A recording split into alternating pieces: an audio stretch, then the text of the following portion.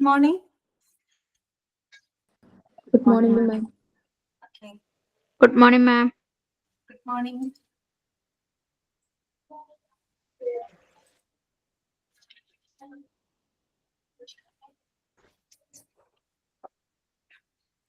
Okay, Andira, good morning. എന്തായി എല്ലാവരും breakfast ഒക്കെ കഴിഞ്ഞ എല്ലാവരും ചായ കുടിച്ചോ?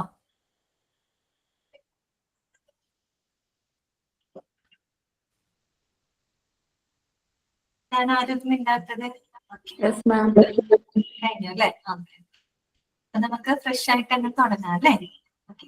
നമ്മള് കഴിഞ്ഞ ക്ലാസ്സില് നമ്മള് HRM അല്ലെ, സ്പെസിമെൻസ് ഓഫ് ഇന്റർവ്യൂ പാനൽ എന്ന് പറയുന്ന ചാപ്റ്റർ ആണ് നമ്മൾ തുടങ്ങിയത്. അപ്പൊ നമ്മളതിൽ കുറച്ച് കാര്യങ്ങളൊക്കെ നമ്മൾ പഠിച്ചിരുന്നു അല്ലെ? ഇതൊക്കെയാണ് നമ്മൾ പറഞ്ഞിരുന്നത്. അതായത് അഡ്മിനിസ്ട്രേഷനും ഹ്യൂമൻ റിസോഴ്സ് മാനേജ്മെന്റും ഇതിന് ഒരു ഓർഗനൈസേഷന്റെ സക്സസിന് ഏറ്റവും അനിവാര്യമായിട്ടുള്ള രണ്ട് കാര്യങ്ങളാണ് അല്ലെ? അതല്ലേ നമ്മൾ ആദ്യം പറഞ്ഞത്. General administration and human resource management both are crucial for the success of a organization. അല്ലെ? അങ്ങനെ നമ്മൾ പറഞ്ഞിരുന്നു. പിന്നെ എന്താണ് ഹ്യൂമൻ റിസോഴ്സസ് എന്ന് നമ്മൾ പഠിച്ചു അല്ലെ? ഹ്യൂമൻ റിസോഴ്സ് എന്ന് പറഞ്ഞാൽ എന്താണ്? It is A set of people, ഒരു കൂട്ടം ആളുകളാണ് അല്ലെ? അവരുടെ സ്കില്ല്, അവരുടെ നോളജ്, അവരുടെ എഫർട്ട്, അതൊക്കെ ഓർഗനൈസേഷന്റെ ഗോൾസ് അച്ചീവ് ചെയ്യുന്നതിന് വേണ്ടിയിട്ട് കോൺട്രിബ്യൂട്ട് ചെയ്യുന്ന ഒരു കൂട്ടം ആളുകൾ അല്ലെ? അവരെയാണ് നമ്മൾ എന്ത് പറയുന്നത്? ഹ്യൂമൻ റിസോഴ്സസ് എന്ന് പറയുന്നത് അല്ലെ? മനുഷ്യ വിഭവങ്ങൾ. അവരെ പറയുന്ന എന്താണ്? 34 ഇൻഡെക്സ് ഇമ്പോർട്ടന്റ് ആണോ? ഏതാണ്? 34 ആണോ? കൺക്ലൂഷൻ അല്ലെ? അതൊക്കെ നമ്മൾ കഴിഞ്ഞ ക്ലാസ്സിൽ പറഞ്ഞത് ജസ്റ്റ് അറിഞ്ഞിരുന്നാൽ മതി കേട്ടോ. എന്തൊക്കെ കണ്ടന്റുകളാണ് ഒരു ഹ്യൂമൻ റിസോഴ്സ് മാനുവലിനകത്ത് വരുന്നത് എന്ന് മാത്രമാണ് അവിടെ എഴുതിയിരിക്കുന്നത്. അതെന്താണെന്നൊന്നും നിങ്ങളോട് ചോദിക്കില്ല കേട്ടോ. കണ്ടന്റുകളൊന്ന് അറിഞ്ഞിരുന്നാൽ മതി. ഓക്കെ. പിന്നെ നമ്മൾ പറഞ്ഞത് ഹ്യൂമൻ റിസോഴ്സിനെ പറയുന്ന മറ്റ് ടേമുകളൊക്കെ നമ്മൾ പരിചയപ്പെട്ടു അല്ലെ? ഹ്യൂമൻ ക്യാപിറ്റൽ എന്ന് പറയാം. പിന്നെ എന്തൊക്കെയായിരുന്നു? Man power, labour, personal, associates എന്നൊക്കെ നമുക്ക് വിശേഷിപ്പിക്കാം. പിന്നെ നമ്മൾ പറഞ്ഞത് ഹ്യൂമൻ റിസോഴ്സ് മാനുവലിനെ പറ്റിയാണ് അല്ലെ? എന്താണ് ഹ്യൂമൻ റിസോഴ്സ് മാനുവൽ എന്ന് പറഞ്ഞത്? എന്തായിരുന്നു? അതായത് ഹ്യൂമൻ റിസോഴ്സസിനെ മാനേജ് ചെയ്യുന്നതിന് വേണ്ടിയിട്ടുള്ള ഈ പറയുന്ന പോളിസികളും പ്രൊസീജിയറുകളും റൂൾസ് ആൻഡ് റെഗുലേഷൻസും എല്ലാം ഉൾപ്പെടുത്തിയിട്ടുള്ള വളരെ കോംപ്രിഹെൻസീവ് ആയിട്ടുള്ള, വളരെ വിപുലമായിട്ടുള്ള ഒരു ഗൈഡാണ് ഇത് ഹ്യൂമൻ റിസോഴ്സ് മാനുവൽ എന്ന് പറയുന്നത് അല്ലെ? അത് ഹ്യൂമൻ റിസോഴ്സ് മാനേജ്മെന്റിന്റെ ഒരു റെഫറൻസ് ഗൈഡായിട്ട് ഉപയോഗിക്കുന്ന ഒന്നാണ് അല്ലെ? അപ്പൊ പിന്നെ നമ്മൾ കണ്ടത് ഒരു ഹ്യൂമൻ റിസോഴ്സ് മാനുവലിനകത്ത് ഉൾപ്പെടുന്ന കാര്യങ്ങൾ. അപ്പൊ നിങ്ങൾക്ക് ഒരു 34ഓളം കണ്ടന്റുകൾ നമ്മൾ അതിനകത്ത് കണ്ടിരുന്നു അല്ലെ? അപ്പൊ തന്നെ നിങ്ങൾക്ക് മനസ്സിലാക്കാൻ പറ്റും ഒരു ഹ്യൂമൻ റിസോഴ്സ് മാനേജ്മെന്റുമായിട്ട് ബന്ധപ്പെട്ട എല്ലാ കാര്യങ്ങളും ഇതിനകത്ത് ഉൾപ്പെടുത്തുന്നുണ്ട്, ഹ്യൂമൻ റിസോഴ്സ് മാനുവലിനകത്ത് ഉൾപ്പെടുത്തുന്നുണ്ട്. പിന്നെ നമ്മൾ പഠിച്ചത് ഹ്യൂമൻ റിസോഴ്സ് മാനുവലിനെ എന്താണെന്നാണ് അറിയപ്പെടുന്നത്? ബൈബിൾ ഓഫ് HR എന്നാണ് അറിയപ്പെടുന്നത് അല്ലെ? ഹ്യൂമൻ റിസോഴ്സിന്റെ ബൈബിൾ എന്ന് വിശേഷിപ്പിക്കുന്നത് എന്തിനെയാണ്? ഹ്യൂമൻ റിസോഴ്സ് മാനുവലിനെയാണ് അല്ലെ? ഇത്രയും കാര്യങ്ങളല്ലേ നമ്മൾ പഠിച്ചത്. പിന്നെ നമ്മൾ ഒരു HR പ്രോസസ്, ഒരു ഹ്യൂമൻ റിസോഴ്സ് പ്രോസസ് എന്ന് പറഞ്ഞു കഴിഞ്ഞാല് പ്രീ റിക്രൂട്ട്മെന്റ് തൊട്ട് തുടങ്ങി എക്സിറ്റ് ഇന്റർവ്യൂ വരെയുള്ള ഒരുപാട് സ്റ്റെപ്പുകൾ ഉൾപ്പെടുന്നതാണ് ഒരു HR പ്രോസസ് എന്ന് പറയുന്നത്. ഓക്കെ. അപ്പൊ നമ്മൾ പറഞ്ഞു, നമ്മൾ എന്ത് HR മാനേജ്മെന്റ് ചെയ്യുമ്പോൾ നമ്മളൊന്ന് ഹ്യൂമൻ റിസോഴ്സസിനെ സാറ്റിസ്ഫൈ ചെയ്യണം, ഒപ്പം നമ്മൾ ഓർഗനൈസേഷന്റെ ഫിനാൻഷ്യൽ ആസ്പെക്ടുകൾ കൺസിഡർ ചെയ്യണം, പ്ലസ് നമ്മൾ ഓർഗനൈസേഷന്റെ എത്തിക്കൽ സ്റ്റാൻഡേർഡുകൾ എല്ലാം തന്നെ മെയിൻറ്റെയിൻ ചെയ്യണം. ഇത് മൂന്നും ഒരു ബാലൻസിൽ കൊണ്ടുപോയാൽ മാത്രമേ നമുക്ക് എന്ത് ചെയ്യാൻ പറ്റുള്ളൂ? സക്സസ്ഫുൾ ആയിട്ട് ആ ഓർഗനൈസേഷനെ മുന്നോട്ട് നയിക്കാനായിട്ട് സാധിക്കുള്ളൂ. ഓക്കെ. ഇത്രയും വരെയാണ് നമ്മൾ കഴിഞ്ഞ ക്ലാസ്സിൽ പറഞ്ഞു നിർത്തിയത്. നിങ്ങൾ വായിച്ചത് നോക്കിയോ? ഇത്രയും താങ്കൾ വായിച്ചു നോക്കിയോ? നിങ്ങൾക്ക് ഒരു ഐഡിയ ഒക്കെ കിട്ടിയോ? എങ്ങനെയാണ്? വായിച്ചു നോക്കിയോ എല്ലാവരും? വായിച്ചു നോക്കി. ഓക്കെ. മനസ്സിലായല്ലോ? കൺസെപ്റ്റുകളൊക്കെ ക്ലിയർ ആയില്ലേ? ഓക്കെ. അപ്പൊ നമുക്ക് ബാക്കിയുള്ള ഭാഗങ്ങൾ നോക്കാം. ഞാൻ ഓൾ മ്യൂട്ട് ചെയ്യാണ് കേട്ടോ.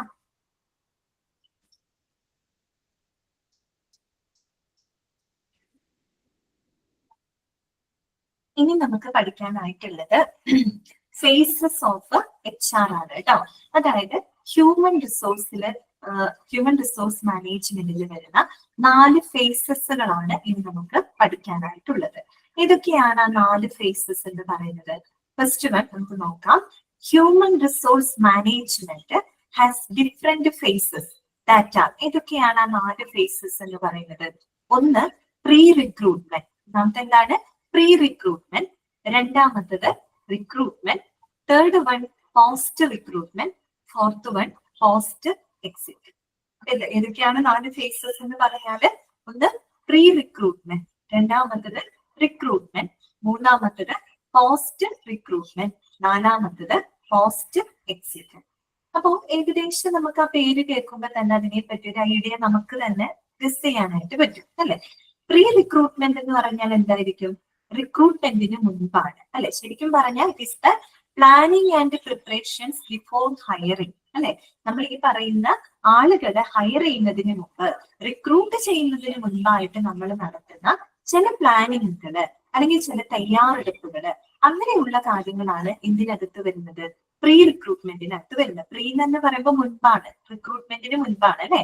എന്ന് പറഞ്ഞാൽ റിക്രൂട്ട്മെന്റിന് മുൻപായിട്ട് നമ്മൾ നടത്തുന്ന ചില പ്ലാനിങ് അല്ലെങ്കിൽ ചില തയ്യാറെടുപ്പുകൾ, പ്രിപ്പറേഷൻസ് ബിഫോർ ഹയറിംഗ്, അങ്ങനെയുള്ള കാര്യങ്ങളാണ് പ്രീ റിക്രൂട്ട്മെന്റ് ഫേസിനകത്ത് വരുന്നത്.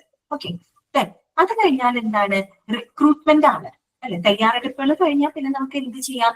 ആളുകളെ റിക്രൂട്ട് ചെയ്യാം. റിക്രൂട്ട്മെന്റിൽ എന്താ നടക്കുന്നത്? സെലക്ടിങ് ആണ് അല്ലെ? സെലക്ടിങ് ആൻഡ് ഹയറിംഗ് കാൻഡിഡേറ്റ്സ് അല്ലെ? ആ ഒരു ഓർഗനൈസേഷന് ഏറ്റവും അനുയോജ്യമായിട്ടുള്ള ആളുകളെ നമ്മൾ എന്ത് ചെയ്യാണ്? സെലക്ട് ചെയ്യാണ്, അവരെ നമ്മൾ തെരഞ്ഞെടുക്കുകയാണ്. ഓക്കെ, ഇതാണ് എന്ത്? റിക്രൂട്ട്മെന്റ് ഫേസ് എന്ന് പറയുന്നത്. അടുത്തത് എന്താണ്? പോസ്റ്റ് റിക്രൂട്ട്മെന്റ് ആണ്. പോസ്റ്റ് റിക്രൂട്ട്മെന്റ് എന്ന് പറഞ്ഞാൽ എന്താണ്? നമ്മൾ റിക്രൂട്ട്മെന്റ് കഴിഞ്ഞ ആളുകളെ എടുത്തു, ഇനി എന്ത് ചെയ്യണം? Integrating the new employees to the organisation അല്ലെ? ശരിക്കും പറഞ്ഞ പോസ്റ്റ് റിക്രൂട്ട്മെന്റ് എന്ന് പറഞ്ഞാൽ എന്താണ്? നമ്മൾ റിക്രൂട്ട് ചെയ്തെടുത്ത ആളുകളെ നമ്മൾ നമ്മുടെ ഓർഗനൈസേഷന്റെ ഭാഗമാക്കുകയാണ് അല്ലെ? Integrating the new employees into the organisation, നമ്മുടെ ഓർഗനൈസേഷന്റെ ഭാഗമാക്കി നമ്മൾ മാറ്റുകയാണ് അല്ലെ? അതാണ് എന്ത്? പോസ്റ്റ് റിക്രൂട്ട്മെന്റ് എന്ന് പറയുന്നത്. അടുത്തത് എന്താണ്? പോസ്റ്റ് എക്സിറ്റ് ആണ്. എക്സിറ്റ് ചെയ്യാന്ന് വെച്ചാൽ എന്താണ്? ജോലി മതിയാക്കി പോകുന്ന ഒരു കാര്യമാണ് അല്ലെ? ടെർമിനേറ്റ് ചെയ്തു പോകുന്നത്. അതായത് മാനേജിങ് ദ എംപ്ലോയീസ് ഡിപ്പാർച്ചേഴ്സ്, അതായത് ഈ പറയുന്ന ജോലി മതിയാക്കി, ജോലി ടെർമിനേറ്റ് ചെയ്ത് വിട്ടുപോകുന്ന ആളുകളുടെ മാനേജ്മെന്റുമായിട്ട് ബന്ധപ്പെട്ട ഫേസ് ആണ്. അപ്പൊ നമ്മൾ വളരെ ഒരു എന്താ പറയുക, 4 ഫേസസിനകത്ത് നമ്മൾ ആ ഒരു HR പ്രോസസ്സിന് പറഞ്ഞു എന്ന് മാത്രമേ ഉള്ളൂ. ഏതൊക്കെയാണ് 4 ഫേസസ്? പ്രീ റിക്രൂട്ട്മെന്റ് ആണ്. Pre recruitment means planning and preparations before hiring. Okay, then recruitment എന്ന് പറഞ്ഞാൽ എന്താ ചെയ്യുന്നത്? Selecting and hiring the employees അല്ലെ? നമ്മൾ സെലക്ട് ചെയ്ത് ആളുകളെ തെരഞ്ഞെടുക്കും. പോസ്റ്റ് റിക്രൂട്ട്മെന്റിൽ നമ്മൾ എന്താ ചെയ്യുന്നത്? Integrating the new employees into our organisation, നമ്മൾ തെരഞ്ഞെടുത്ത ആളുകളെ നമ്മുടെ ഓർഗനൈസേഷന്റെ, നമ്മുടെ ടീമിന്റെ ഭാഗമാക്കി മാറ്റുന്നു. പിന്നെന്താണ്? പോസ്റ്റ് എക്സിറ്റ് ആണ്. That means managing the patients departures, വിട്ടുപോകുന്ന പേഷ്യൻസിന്റെ മാനേജ്മെന്റുമായിട്ട് ബന്ധപ്പെട്ടതാണ് പോസ്റ്റ് എക്സിറ്റിനകത്ത് വരുന്നത്. അപ്പൊ നമ്മൾ കഴിഞ്ഞ ക്ലാസ്സിൽ നമ്മൾ പറഞ്ഞു, HR പ്രോസസ് എന്ന് പറഞ്ഞ പ്രീ റിക്രൂട്ട്മെന്റ് തൊട്ട് തുടങ്ങി എക്സിറ്റ് ഇന്റർവ്യൂ വരെ നടക്കുന്ന ഒരു വിപുലമായിട്ടുള്ള പ്രോസസ്സാണ് HR പ്രോസസ് എന്നാണ് നമ്മൾ പറഞ്ഞത്. അപ്പൊ അതിന് 4 ഫേസുകളിലാണ് അവർ ജസ്റ്റ് പറഞ്ഞത്. ഓക്കെ, ഒരു ഐഡിയ ഉണ്ടാക്കി എടുക്കാം. എന്നിട്ട് നമുക്ക് വായിക്കുമ്പോൾ പെട്ടെന്ന് കാര്യങ്ങൾ മനസ്സിലാവും. അപ്പൊ നമുക്ക് ആദ്യത്തെ ഫേസ് നോക്കാം. ഫസ്റ്റ് വൺ എന്താണ്? പ്രീ റിക്രൂട്ട്മെന്റ് ആണ്. ഓക്കെ, പ്രീ റിക്രൂട്ട്മെന്റ് എന്താണ് അതിനകത്ത് പറയുന്നത്? Pre recruitment process initially starts when the HR manager or HR administrator is intimated by the head of the departments of concerned departments regarding a particular vacancy or a fleet of vacancies that has arisen in a specific department or various departments. അതായത് അവരെന്താണ് പറയുന്നത്? അതൊന്ന് underline ചെയ്ത് വെക്കാം കേട്ടോ. എപ്പോഴാണ് ഒരു pre recruitment start ചെയ്യുന്നത്? അതായത് ഒരു ഹോസ്പിറ്റലില് നമുക്കറിയാം, വലിയ വലിയ മൾട്ടി സ്പെഷ്യാലിറ്റി ഹോസ്പിറ്റലുകള്, സൂപ്പർ സ്പെഷ്യാലിറ്റി ഹോസ്പിറ്റലൊക്കെ ആകുമ്പോൾ അവിടെ ധാരാളം ഡിപ്പാർട്ട്മെന്റുകൾ പ്രവർത്തിക്കുന്നുണ്ടായിരിക്കും അല്ലെ? പ്രത്യേകിച്ച് മൾട്ടി സ്പെഷ്യാലിറ്റി ഹോസ്പിറ്റലിലൊക്കെ. അപ്പൊ ഒരു ഹോസ്പിറ്റലിൽ പ്രവർത്തിക്കുന്ന വിവിധ ഡിപ്പാർട്ട്മെന്റുകളില് അല്ലെങ്കിൽ കൺസേൺഡ് ഡിപ്പാർട്ട്മെന്റുകളില് ഏതെങ്കിലും ഒരു പെർട്ടിക്കുലർ വാക്കൻസിയോ അല്ലെങ്കിൽ ഒരു കൂട്ടം വാക്കൻസികളോ വരികയാണെങ്കിൽ അത് എന്ത് ചെയ്യും? അതത് ഡിപ്പാർട്ട്മെന്റ് ഹെഡുകള് ആരെ അറിയിക്കും? HR മാനേജറിനെ അറിയിക്കും. അതിലൂടെയാണ് പ്രീ റിക്രൂട്ട്മെന്റ് പ്രോസസ്സ് സ്റ്റാർട്ട് ചെയ്യുന്നത്. മനസ്സിലായോ? പ്രീ റിക്രൂട്ട്മെന്റ് പ്രോസസ് എങ്ങനെയാണ് സ്റ്റാർട്ട് ചെയ്യുന്നത്? ഒരു ഹോസ്പിറ്റലിൽ പ്രവർത്തിക്കുന്ന ഡിപ്പാർട്ട്മെന്റുകളില് ഇപ്പൊ ഈ പറയുന്ന ഏതെങ്കിലും ഒരു പർട്ടിക്കുലർ വാക്കൻസി വരെയാണ്, അല്ലെങ്കിൽ ഒരു കൂട്ടം വാക്കൻസികൾ വരുമ്പോ ആ വാക്കൻസി ഫില്ല് ചെയ്യുന്നതിന് വേണ്ടിയിട്ട് അതത് ഹെഡ് ഓഫ് ദ ഡിപ്പാർട്ട്മെന്റ്സ് ആരെ അറിയിക്കും? HR മാനേജറിനെ അറിയിക്കും. കാരണം HR ഡിപ്പാർട്ട്മെന്റ് ആണ് എന്ത് ചെയ്യുന്നത്? ആളുകൾ തെരഞ്ഞെടുക്കുന്നത് അല്ലെ. അപ്പൊ അവരെന്ത് ചെയ്യും? അതത് ഡിപ്പാർട്ട്മെന്റുകളിൽ വാക്കൻസികൾ വരുമ്പോ ആ ഡിപ്പാർട്ട്മെന്റ് ഹെഡുകൾ ആരെ അറിയിക്കും? HR മാനേജർ, HR അഡ്മിനിസ്ട്രേറ്ററിനെ അറിയിക്കും. അങ്ങനെ അറിയിക്കുന്നതിലൂടെയാണ് എന്ത് സ്റ്റാർട്ട് ചെയ്യുന്നത്? പ്രീ റിക്രൂട്ട്മെന്റ് പ്രോസസ് സ്റ്റാർട്ട് ചെയ്യുന്നത്. ഓക്കെ, ക്ലിയർ ആയോ പറഞ്ഞത്? മനസ്സിലായോ? അതാണ് അവിടെ എഴുതിയിരിക്കുന്നത് കേട്ടോ. Pre recruitment process initially starts when the HR manager or administrator is intimated by the head of the departments of concerned department. Okay, clear ആയല്ലോ? ഇനി അടുത്തത് പറയുന്നത് എന്താണെന്ന് വെച്ചാൽ a newly started hospital has a several vacancies in all the departments, whereas in a running hospital vacancies can arise due to many reasons. നിങ്ങളൊന്ന് ആലോചിച്ച് നോക്കാം. നമുക്കറിയാം ഒരു പുതുതായിട്ട് തുടങ്ങുന്ന ഒരു ഹോസ്പിറ്റൽ ആണെന്ന് ഇരിക്കട്ടെ. അപ്പൊ പുതിയ ഹോസ്പിറ്റലൊക്കെ ആവുമ്പോൾ പുതിയൊരു ഹോസ്പിറ്റലിൽ തുടങ്ങുകയാണെങ്കിൽ അവിടെ ധാരാളം വാക്കൻസികൾ ഉണ്ടാവും അല്ലെ. എല്ലാം പുതിയതാണ്, അതുകൊണ്ട് തന്നെ ഒരുപാട് വാക്കൻസികൾ അവിടെ ഉണ്ടാവാം. അതുകൂടാതെ റണ്ണിങ് ഹോസ്പിറ്റൽ, അതായത് നിലവിൽ ഇപ്പൊ പ്രവർത്തിച്ചുകൊണ്ടിരിക്കുന്ന ഹോസ്പിറ്റലുകളിലും എന്ത് വരാം? വാക്കൻസികൾ വരാം. അപ്പൊ വാക്കൻസികൾ വരാനുള്ള ചില കാരണങ്ങളുണ്ട്. എങ്ങനെയൊക്കെ അവിടെ വാക്കൻസികൾ വരാം എന്നാണ് പറയുന്നത് കേട്ടോ. അപ്പൊ നോക്കിയേ, നെക്സ്റ്റ് സെന്റൻസ് വായിക്കാം. It may be due to the shortage of existing staff when the patient range is on the higher side. അപ്പൊ ഒന്നാമത്തെ കാര്യം എന്താണ്? When the number of patients is higher than the usual അല്ലെ. അതായത് എങ്ങനെയൊക്കെ വാക്കൻസികൾ വരാം എന്നാണ് പറയുന്നത്. ഒന്ന് എന്താണ്? The number of patients is higher than the usual. സാധാരണത്തെക്കാളും കൂടുതൽ പേഷ്യൻസുകളുടെ എണ്ണം വർദ്ധിക്കുകയാണെങ്കിൽ നമുക്കറിയാം ചില പ്രത്യേക എന്താ പറയാ ഇപ്പൊ പകർച്ചവ്യാധികൾ വരുന്ന സമയത്ത് ഇപ്പൊ നമുക്കറിയാം നിങ്ങൾ കോവിഡ് ഒക്കെ ഫേസ് ചെയ്ത ആൾക്കാരാണ് അല്ലെ. ഇപ്പൊ കോവിഡ് ഒക്കെ വന്ന സമയത്ത് എങ്ങനെയായിരുന്നു? ആശുപത്രികളിലെ രോഗികളുടെ എണ്ണം വളരെയധികം കൂടുതലായിരുന്നു. അപ്പൊ എന്താണ്? സാധാരണത്തെക്കാളും കൂടുതൽ രോഗികളുടെ എണ്ണം വർദ്ധിക്കുമ്പോൾ എക്സിസ്റ്റിംഗ് സ്റ്റാഫുകൾക്ക് അവിടെ പേഷ്യൻസിനെ മാനേജ് ചെയ്യുന്നതിനായിട്ട് എക്സിസ്റ്റിംഗ് സ്റ്റാഫുകൾ പോരാതെ വരും അല്ലെ. കാര്യം എന്താണ്? രോഗികളുടെ എണ്ണം കൂടി. രോഗികളുടെ എണ്ണം കൂടുമ്പോൾ അവരെ മാനേജ് ചെയ്യാനായിട്ട് നിലവിലുള്ള സ്റ്റാഫുകൾ പോരാതെ വരും. അപ്പൊ എന്താണ്? അതൊരു വാക്കൻസി വരികയാണ്. അപ്പൊ കൂടുതൽ സ്റ്റാഫുകൾ നമുക്ക് എന്ത് ചെയ്യേണ്ടതായിട്ട് വരും? ഹയർ ചെയ്യേണ്ടതായിട്ട് വരും. ഓക്കെ, അപ്പൊ അങ്ങനെ ഒരു വാക്കൻസി വരാം. അപ്പൊ ഒന്നാമത്തെ പോയിന്റ് നിങ്ങൾ ഓർക്കാം. എന്താണ്? ദ നമ്പർ ഓഫ് എന്താണ് പേഷ്യൻസ് ഈസ് ഇൻക്രീസ്ഡ്, അല്ലെങ്കിൽ എന്താണ്? The number of patients is higher than the usual അല്ലെ. സാധാരണത്തെക്കാളും പേഷ്യന്റിന്റെ എണ്ണം വർദ്ധിക്കുമ്പോൾ അപ്പൊ എന്ത് വരേണ്ടി വരും? നമുക്ക് അവരെ മാനേജ് ചെയ്യാൻ കൂടുതൽ സ്റ്റാഫുകളെ നമുക്ക് ഹയർ ചെയ്യേണ്ടതായിട്ട് വരും. അതാണ് ഒരു റീസൺ പറയുന്നത്. രണ്ടാമത്തെ നോക്കിയേ, or it may be due to the group resignation of terminations for a national course. ഇനി രണ്ടാമതൊരു റീസൺ അവർ പറയുന്നത് ഒരു നാഷണൽ കോഴ്സ് എന്ന് പറഞ്ഞ ഇവിടെ ഉദ്ദേശിക്കുന്നത് വളരെ എന്തെങ്കിലും ഒരു ഗുരുതരമായിട്ടുള്ള എന്തെങ്കിലും പ്രശ്നങ്ങൾ മൂലോ എന്തെങ്കിലും സാഹചര്യങ്ങൾ കൊണ്ട് ചിലപ്പോ ഒരു കൂട്ടം ആളുകൾ എന്ത് ചെയ്യപ്പെടാം? കൂട്ടരാജിവെക്കാം അല്ലെ. ഇപ്പൊ വേണ്ട ജോലി മതിയാക്കി പോവാം, ടെർമിനേറ്റ് ചെയ്തു പോവാം, അല്ലെങ്കിൽ ജോലി വേണ്ടാന്ന് വെച്ച് റിസൈൻ ചെയ്തു പോവാം. അങ്ങനെയുള്ള കേസുകളൊക്കെ ഉണ്ടായിട്ടുണ്ട് അല്ലെ. അപ്പൊ അങ്ങനെ അതുമൂലം എന്തുണ്ടാവാം? വാക്കൻസികൾ വരാം. ശരിയല്ലേ? ഓക്കെ, അതാണ് അവർ പറഞ്ഞത്. രണ്ടാമത്തെ റീസൺ എന്താണ് പറഞ്ഞത്? റെസിഗ്നേഷൻ ആൻഡ് ടെർമിനേഷൻ ഉണ്ടാവും. അതായത് കൂട്ടരാജി മൂലം അല്ലെങ്കിൽ ആളുകളെ ടെർമിനേറ്റ് ചെയ്തു പോകുന്നത് മൂലം അവിടെ എന്ത് വരാം? വാക്കൻസികളെ ക്രിയേറ്റ് ചെയ്യപ്പെടാം. ഇനി മൂന്നാമത്തെ കാര്യം എന്താണ് പറയുന്നത്? It can also be due to the addition of multiple departments or an additional facility or a sub unit. അതും അല്ലെങ്കിൽ എന്താണ്? നമ്മൾ കൂടുതൽ ഡിപ്പാർട്ട്മെന്റുകൾ തുടങ്ങുമ്പോൾ, പുതിയ ഡിപ്പാർട്ട്മെന്റുകൾ നമ്മൾ ആഡ് ചെയ്യുമ്പോൾ, അല്ലെങ്കിൽ പുതിയ സബ് യൂണിറ്റുകൾ നമ്മൾ ആഡ് ചെയ്യുമ്പോഴും അവിടെ എന്ത് വരും? വാക്കൻസികൾ വരും അല്ലെ. ഇപ്പൊ നിലവിലുള്ള ഡിപ്പാർട്ട്മെന്റുകളെക്കാളും കൂടുതൽ പുതിയ ഡിപ്പാർട്ട്മെന്റുകൾ നമ്മൾ ഹോസ്പിറ്റലിൽ തുടങ്ങുകയാണെങ്കിൽ അവിടേക്ക് എന്ത് വരും? വാക്കൻസികൾ വരും അല്ലെ. അപ്പൊ അതാണ് മൂന്നാമത്തെ റീസൺ ആയിട്ട് പറയുന്നത് കേട്ടോ. Increased number of additional department കേട്ടോ. അതായത് കൂടുതൽ അഡീഷണൽ ഡിപ്പാർട്ട്മെന്റുകളുടെ എണ്ണം വർദ്ധിക്കുമ്പോഴും വാക്കൻസികൾ ക്രിയേറ്റ് ചെയ്യപ്പെടാം. പിന്നെന്താണ് പറയുന്നത്? It can also be due to the opening of satellite centres, regional centers or branches or even outlets in the form of joint ventures or company directly owned centers. അത് വേറെ ഒന്നുമല്ല ഉദ്ദേശിക്കുന്നത്. ഇപ്പൊ നമ്മുടെ നിലവിലുള്ള ഓർഗനൈസേഷന്റെ തന്നെ എക്സ്റ്റൻഷൻ വരാം. അതായത് സാറ്റലൈറ്റ് സെന്റർ എന്നൊക്കെ പറഞ്ഞാൽ it is the extension of the existing organisation. നമ്മുടെ തന്നെ ഓർഗനൈസേഷനിൽ വിവിധ ബ്രാഞ്ചുകൾ തുടങ്ങിയിട്ട് മറ്റേതെങ്കിലും സ്ഥലങ്ങളിൽ പുതിയ ബ്രാഞ്ചുകൾ ഓപ്പൺ ചെയ്യാം, അല്ലെ പുതിയ റീജിയണൽ സെന്ററുകൾ ഓപ്പൺ ചെയ്യാം. അങ്ങനെ വരുമ്പോഴും എന്ത് ചെയ്യുന്നുണ്ട്, അവിടെ വാക്കൻസികൾ ക്രിയേറ്റ് ചെയ്യപ്പെടുന്നുണ്ട്. അതാണ് അവിടെ പറഞ്ഞത്. അപ്പൊ വേറൊന്നുമല്ല, എങ്ങനെയൊക്കെ ഒരു റണ്ണിങ് ഹോസ്പിറ്റലിൽ വാക്കൻസികൾ ക്രിയേറ്റ് ചെയ്യപ്പെടാം. നമ്മൾ പറഞ്ഞു, ഒന്ന് number of patients is increased higher, അല്ലെങ്കിൽ the number of patients is higher than the usual. സാധാരണത്തെക്കാണ് പേഷ്യൻസിന്റെ എണ്ണം വർദ്ധിക്കുമ്പോൾ വാക്കൻസികൾ വരാം. കാരണം എക്സിസ്റ്റൻസ് സ്റ്റാഫുകൾ അവിടെ പോരാതെ വരും. നമുക്ക് കൂടുതൽ ആളുകൾ ഹയർ ചെയ്യേണ്ട ഒരു സാഹചര്യം അവിടെ വരും. രണ്ടാമത് നമ്മൾ പറഞ്ഞത് റെസിഗ്നേഷൻ ആൻഡ് ടെർമിനേഷൻ. കൂടുതൽ ആളുകൾ റിസൈൻ ചെയ്തു പോവുക, അല്ലെങ്കിൽ ജോലി മതിയാക്കി പോവുക, അങ്ങനെയുള്ള സാഹചര്യങ്ങൾ. പിന്നെ നമ്മൾ പറഞ്ഞത് number of increased additional department.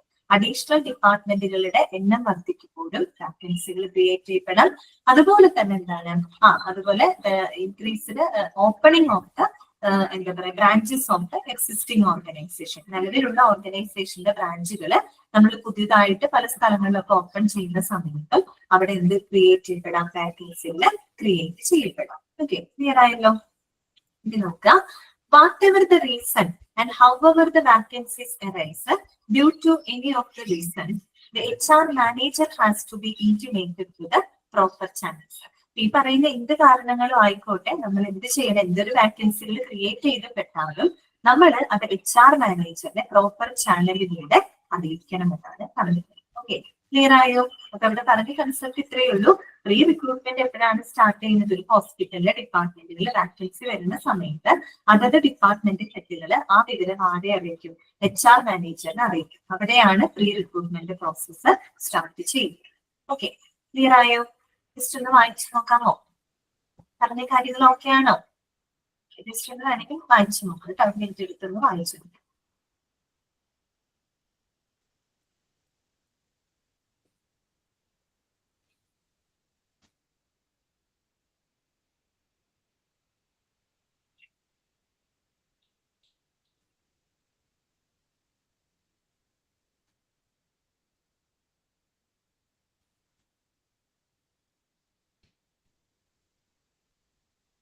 Okay, clear ആയെന്ന് വിചാരിക്കുന്നു കേട്ടോ.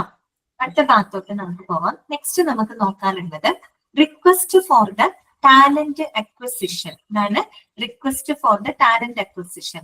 ഈ ഒരു കണ്ടന്റ് നമ്മൾ എവിടെ കണ്ടിരുന്നു? HR മാനുവലിനകത്ത് പറഞ്ഞിരുന്നു. ഓർമ്മയുണ്ടോ നിങ്ങൾക്ക്?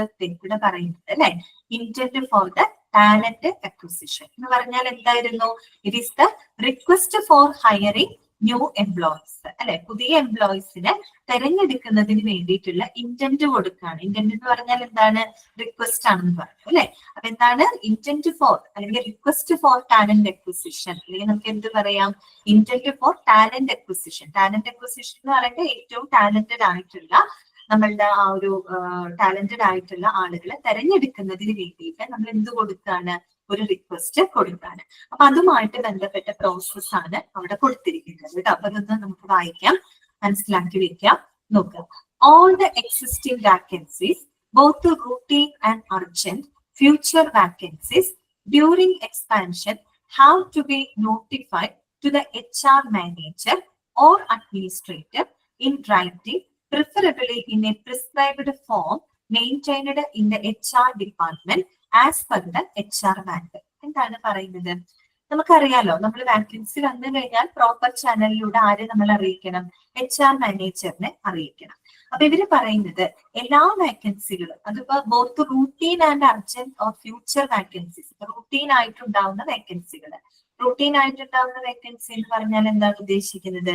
Due to the natural turnover അല്ലെ, അതായത് സാധാരണഗതിയിൽ ഉണ്ടാവുന്ന വാക്കൻസി. ഇപ്പൊ നമ്മള് റെസിഗ്നേഷൻ മൂലം ആരെങ്കിലും റിസൈൻ ചെയ്ത് പോവുക, അതുപോലെ റിട്ടയർമെന്റ്, ആളുകൾ റിട്ടയർ ചെയ്ത് പോകുമ്പോഴും അവിടെ വാക്കൻസികൾ വരാറ്. അതൊക്കെയാണ് റൂട്ടീൻ വാക്കൻസി എന്ന് ഉദ്ദേശിക്കുന്നത്. അതായത് നോർമലി ഉണ്ടാവുന്ന വാക്കൻസികൾ, റെസിഗ്നേഷൻ മൂലമോ അല്ലെങ്കിൽ ആളുകളുടെ റിട്ടയർമെന്റ് മൂലമോ ഒക്കെ ഉണ്ടാവുന്ന വാക്കൻസികൾ.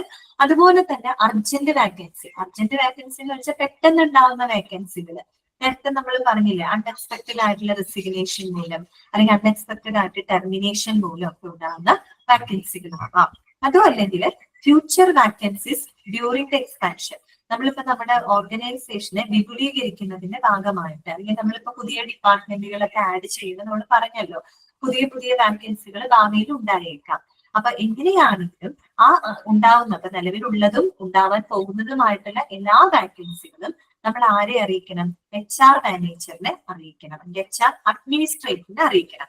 എങ്ങനെ അറിയിക്കണം? വാക്കാലാണോ നമ്മൾ അറിയിക്കേണ്ടത്? അല്ല. അതായത് രേഖാമൂലം തന്നെ ആ വിവരങ്ങള് നമ്മൾ ആരെ അറിയിക്കണം? HR മാനേജറിനെ അറിയിക്കണം. അതിനായിട്ട് ഒരു പ്രത്യേക ഫോർമാറ്റ് ഉണ്ട്. അത് ഇവിടെ പറയുന്നുണ്ട്, writing preferably in a prescribed form maintained in the HR department as per the HR manual. നമ്മുടെ HR മാനുവലിന് ആ റിക്വസിഷൻ കൊടുക്കുന്നതിനായിട്ട് കൃത്യമായിട്ട് ഒരു ഫോം ഉണ്ട്. അതിനൊരു ഫോർമാറ്റ് ഉണ്ട്, പഠിക്കാനുണ്ട് കേട്ടോ. കണ്ടോ, നെക്സ്റ്റ് നമുക്ക് ഇവിടെ ഒരു ഫോം കൊടുക്കുന്നത്. ഈ ഒരു ഫോർമാറ്റിൽ വേണം എന്ത് ചെയ്യാനായിട്ട്? നമ്മൾ ആ വാക്കൻസി ആരെ അറിയിക്കാനായിട്ട്? HR മാനേജറിനെ അറിയിക്കാനായിട്ട്. അതും എങ്ങനെ അറിയിക്കണം? രേഖാമൂലം കൃത്യമായിട്ടുള്ള ഒരു ഫോർമാറ്റില് നമ്മൾ അത് അറിയിച്ചിരിക്കണം. ഓക്കെ, ഇനി അടുത്തത് എന്താണ്? HR manager insist for a talent requisition intend from the respective departments duly authorized by its head of the department and the reporting officer. ഇനി നമ്മൾ ആ റിക്വസിഷൻ HR മാനേജർക്ക് നമ്മൾ കൊടുക്കുന്ന സമയത്ത് എങ്ങനെ കൊടുക്കണം എന്നാണ് പറയുന്നത്? 2 ഓതറൈസ്ഡ് ആയിട്ടുള്ള വ്യക്തികളുടെ സിഗ്നേച്ചറോടുകൂടി, അവരുടെ സിഗ്നേച്ചറോടുകൂടി വേണം നമ്മൾ ആ ഒരു ഇന്റന്റ് ഫോം ആർക്ക് ഏൽപ്പിക്കാനായിട്ട്? HR മാനേജറിനെ ഏൽപ്പിക്കാനായിട്ട്. ആരൊക്കെയാണ് ആ 2 ഓതറൈസ്ഡ് വ്യക്തികൾ എന്ന് പറയുന്നത്? ഒന്ന് ഹെഡ് ഓഫ് ദ ഡിപ്പാർട്ട്മെന്റ്, അതായത് ആ വാക്കൻസി റിപ്പോർട്ട് ചെയ്തിട്ടുള്ള ഡിപ്പാർട്ട്മെന്റിലെ അതിന്റെ ഹെഡുകൾ, ഹെഡ് ഓഫ് ദ ഡിപ്പാർട്ട്മെന്റും, പിന്നെ വന്നിട്ട് റിപ്പോർട്ടിംഗ് ഓഫീസർ, ആ ഡിപ്പാർട്ട്മെന്റുമായിട്ട് ബന്ധപ്പെട്ട റിപ്പോർട്ടിംഗ് ഓഫീസർ. റിപ്പോർട്ടിംഗ് ഓഫീസർ എന്ന് പറയുമ്പോൾ അദ്ദേഹമായിരിക്കും നേരിട്ട് അവിടുത്തെ സ്റ്റാഫുകളുമായിട്ട് ഇടപെടുന്ന വ്യക്തി റിപ്പോർട്ടിംഗ് ഓഫീസർ ആയിരിക്കും. അപ്പൊ ആ ഒരു റിപ്പോർട്ടിംഗ് ഓഫീസറും അതുപോലെ ആ ഒരു ഡിപ്പാർട്ട്മെന്റിന്റെ ഹെഡും ഓൾറെഡി സിഗ്നേച്ചർ, അത് അവരുടെ സൈനോട് കൂടിയിട്ടുള്ള, അവരുടെ അപ്രൂവലോട് കൂടിയിട്ടുള്ള ഒരു ഇന്റന്റ് ഫോം, ഒരു റിക്വസ്റ്റ് ഫോമാണ് ആരുടെ മുമ്പിൽ നമ്മൾ സബ്മിറ്റ് ചെയ്യേണ്ടത്? HR മാനേജറിന്റെ മുമ്പിൽ സബ്മിറ്റ് ചെയ്യേണ്ടത്. ഓക്കെ, ഇന്ന ഡിപ്പാർട്ട്മെന്റ്, ഞങ്ങളുടെ ഡിപ്പാർട്ട്മെന്റിൽ ഇത്ര വാക്കൻസികൾ ഉണ്ട്, അപ്പൊ ഇത് ഫില്ല് ചെയ്യണം എന്ന് ആവശ്യപ്പെട്ടുകൊണ്ട് ഈ 2 വ്യക്തികളുടെ സിഗ്നേച്ചറോടുകൂടി നമ്മൾ ആ റിക്വസിഷൻ ആരുടെ മുമ്പിൽ സബ്മിറ്റ് ചെയ്യുന്നു? HR മാനേജറിന്റെ മുമ്പിൽ സബ്മിറ്റ് ചെയ്യുന്നു. ഓക്കെ, ക്ലിയർ ആയല്ലോ? ഇനി അടുത്ത സ്റ്റെപ്പ് എന്താണ്? For confirming its genuinity, the HRD initiates an internal audit by verifying their signatures in the first level. അപ്പോ അങ്ങനെ ഒരു റിക്വസിഷൻ HR മാനേജറിന്റെ മുമ്പിൽ വരുമ്പോ അവർ ഉടനടി തന്നെ ഹയറിംഗ് ആരംഭിക്കുമോ? ഇല്ല. ആദ്യം തന്നെ അവർ എന്ത് ചെയ്യും? ഈ വന്നിട്ടുള്ള റിക്വസിഷന്റെ ജെനുവിനിറ്റി അവർക്ക് ഉറപ്പുവരുത്തണം, അല്ലെ? ഈ പറയുന്ന വാക്കൻസി ഉള്ളതാണോ, അതിന്റെ ആവശ്യമുണ്ടോ എന്നുള്ളതിന്റെ ആ ഒരു ജെനുവിനിറ്റി, ആ ഒരു റിക്വസിഷന്റെ ജെനുവിനിറ്റി അവര് വെരിഫൈ ചെയ്യും. ആര് വെരിഫൈ ചെയ്യും? ഹ്യൂമൻ റിസോഴ്സ് ഡിപ്പാർട്ട്മെന്റ് വെരിഫൈ ചെയ്യും. അപ്പൊ അതിന്റെ ഭാഗമായിട്ട് അവർ എന്ത് ചെയ്യും? ഒരു ഇന്റേണൽ ഓഡിറ്റ് അവർ നടത്തും. ഈ ഇന്റേണൽ ഓഡിറ്റിന്റെ ഭാഗമായിട്ട് ആദ്യം ഫസ്റ്റ് ലെവൽ അത് എന്ത് ചെയ്യുന്ന അറിയാമോ? ഈ ലഭിച്ച സിഗ്നേച്ചറുകൾ അവര് വെരിഫൈ ചെയ്യും. ഓൾറെഡി 2 ഓതറൈസ്ഡ് വ്യക്തികളുണ്ടല്ലോ, head of the department, reporting officer. അവരുടെ സിഗ്നേച്ചറോട് കൂടിയിട്ടാണ് ആ റിക്വസിഷൻ ലഭിച്ചിരിക്കുന്നത്. അപ്പൊ ആദ്യം ആ ഒരു ഇന്റേണൽ ഓഡിറ്റ് അവര് കണ്ടക്ട് ചെയ്യും. ഇതിനെ ഇന്റേണൽ ഓഡിറ്റ് കണ്ടക്ട് ചെയ്യുന്നത് ആ ഒരു റിക്വസിഷന്റെ ജെനുവിനിറ്റി കൺഫേം ചെയ്യുന്നതിന് വേണ്ടിയിട്ടാണ്. അതിന്റെ ഭാഗമായിട്ട് ആദ്യം തന്നെ അത് സിഗ്നേച്ചർ വെരിഫൈ ചെയ്യും. ഓക്കെ, അതാണ് അവിടെ പറയുന്നത്. HRD initiate an internal audit by verifying their signatures in the first level. ഇനി അടുത്ത സ്റ്റെപ്പ് എന്താണ്? If it is found intact, various other interaction. If it is found intact, various other interactions with the core departmental heads to confirm any excess staff has been deployed, evaluating the possibility of interchanging with the existing vacancy of another department. അപ്പോ ഈ ഒരു vacancy അല്ലെങ്കിൽ ഈ ഒരു requisition എന്ന് പറയുന്നത് genuine ആണെന്ന്, intact എന്ന് വെച്ചാൽ എന്താ, കറക്റ്റ് ആണ്, ജെനുവിൻ ആണെന്ന് ബോധ്യപ്പെട്ട് കഴിഞ്ഞാൽ അവരെന്ത് ചെയ്യും? HR ഡിപ്പാർട്ട്മെന്റ് എന്ത് ചെയ്യും? മറ്റുള്ള കോ ഡിപ്പാർട്ട്മെന്റൽ ഹെഡ്സുകളുമായിട്ട് അവര് ഡിസ്കസ് ചെയ്യും, ഇന്ററാക്ട് ചെയ്യും. എന്തിനു വേണ്ടിയിട്ടാണ് ഇന്ററാക്ട് ചെയ്യുന്നതെന്ന് അറിയാമോ? ഏതെങ്കിലും ആ ഹോസ്പിറ്റലിൽ പ്രവർത്തിക്കുന്ന ഏതെങ്കിലും ഡിപ്പാർട്ട്മെന്റുകളിൽ എക്സസ് ആയിട്ട് വല്ല സ്റ്റാഫുകൾ വർക്ക് ചെയ്യുന്നുണ്ടോ?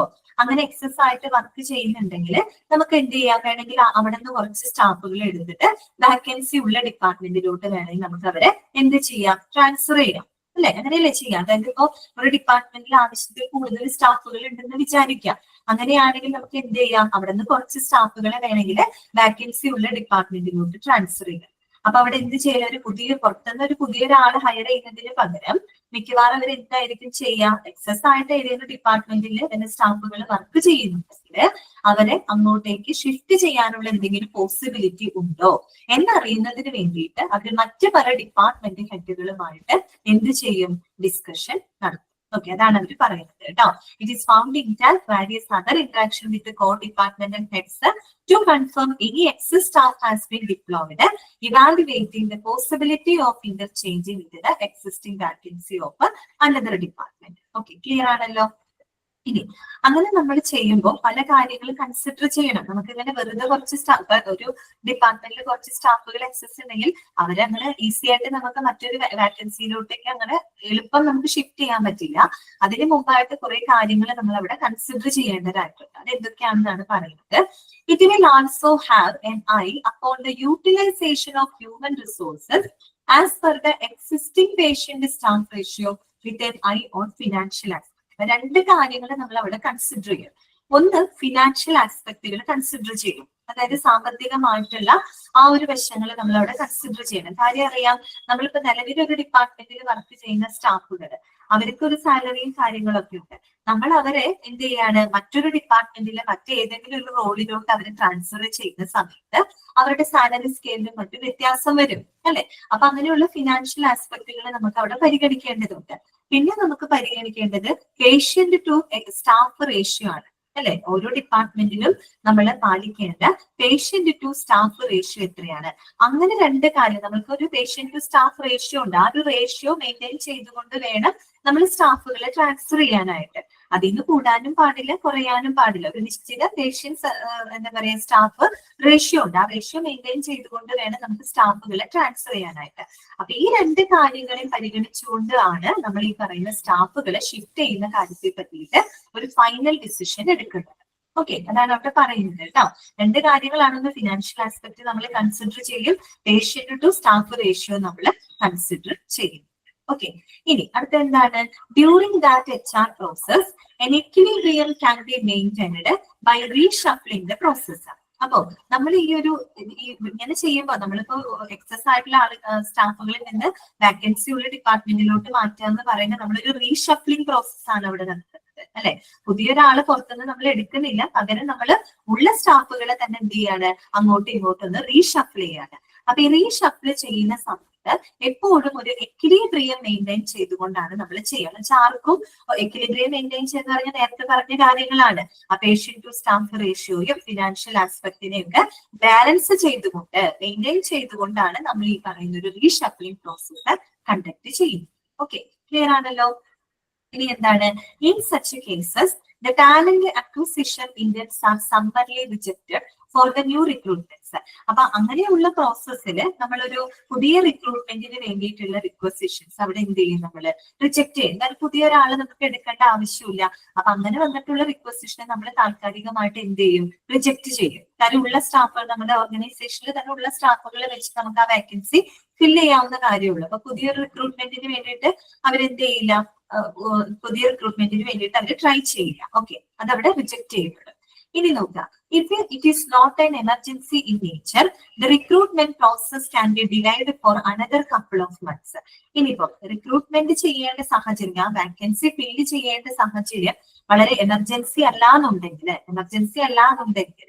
നമ്മൾ ഈ പറയുന്ന റിക്രൂട്ട്മെന്റിന് അല്ലെങ്കിൽ ഈ ഒരു വാക്കൻസി ഫില്ല് ചെയ്യുന്നതിന് ചിലപ്പോൾ മാസങ്ങളോളം സമയം എടുക്കുമെന്നാണ് പറയുന്നത്. ഓക്കെ, ഹൗവർ ഇമീഡിയറ്റ് ആയിട്ടുള്ള ഒരു വാക്കൻസി ഫില്ലിംഗ് ആണെങ്കിൽ പെട്ടെന്ന് തന്നെ ആൾക്കാരെ ഹയർ ചെയ്യും, അല്ലെങ്കിൽ പെട്ടെന്ന് തന്നെ അതിന്റെ കാര്യങ്ങൾ നടക്കും. ഇനിയിപ്പോ നമുക്കൊരു അർജൻസി ഇല്ലാന്നുണ്ടെങ്കിൽ അത് ആ ഒരു പ്രോസസ്സിന് കൂടുതൽ സമയം എടുക്കുമെന്നാണ് പറയുന്നത് കേട്ടോ. Okay, however if the request is found genuine based on the HR audit, the initial process for the recruitment start. അപ്പൊ ഈ ഒരു നമ്മളുടെ റിക്വസിഷൻ അത് ജെനുവിൻ ആണെന്ന് ബോധ്യപ്പെട്ട് കഴിഞ്ഞാൽ അതിന് വേണ്ടിയിട്ട് നമ്മൾ HR ഓഡിറ്റ് നടത്തി. HR ഓഡിറ്റിലൂടെ ആ റിക്വസിഷൻ ജെനുവിൻ ആണെന്ന് ബോധ്യപ്പെട്ട് കഴിഞ്ഞാൽ പിന്നെ റിക്രൂട്ട്മെന്റ് പ്രോസസ് അവിടെ സ്റ്റാർട്ട് ചെയ്യും. ഓക്കെ, ഇനി എന്താണ്, but such intentions from all the departments are processed in a single structure to reduce the risk of administrative expenses involved in the manpower, time and resources. പിന്നെ നമ്മൾ recruitment process ചെയ്യുമ്പോൾ പരമാവധി ഒരു single സ്ട്രെച്ചിൽ ചെയ്യാനാണ് നമ്മളത് ശ്രമിക്കുക.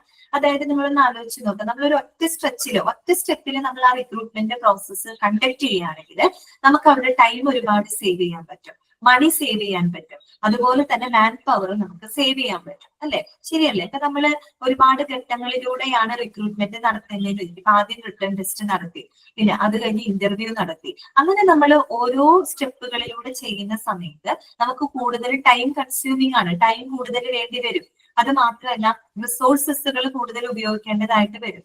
അതുപോലെ നമ്മൾ മാൻ പവർ എന്ന് പറയുമ്പോൾ ഹ്യൂമൻ റിസോഴ്സസിനെ കൂടുതൽ ഉപയോഗിക്കേണ്ടി വരും. നമ്മളിപ്പോ ഇന്റർവ്യൂ നടത്തുമ്പോൾ അതിനായിട്ട് കുറെ സ്റ്റാഫുകളെ അലോക്കേറ്റ് ചെയ്യേണ്ടതായിട്ട് വരും. ഇനി അതൊരു ദിവസം നടത്തി വേറൊരു ദിവസം റിട്ടേൺ ടെസ്റ്റ് നടത്തുമ്പോൾ അതിനും കുറച്ച് സ്റ്റാഫുകളെ നമ്മൾ ഡ്യൂട്ടിക്ക് ഇടേണ്ടതായിട്ട് വരും.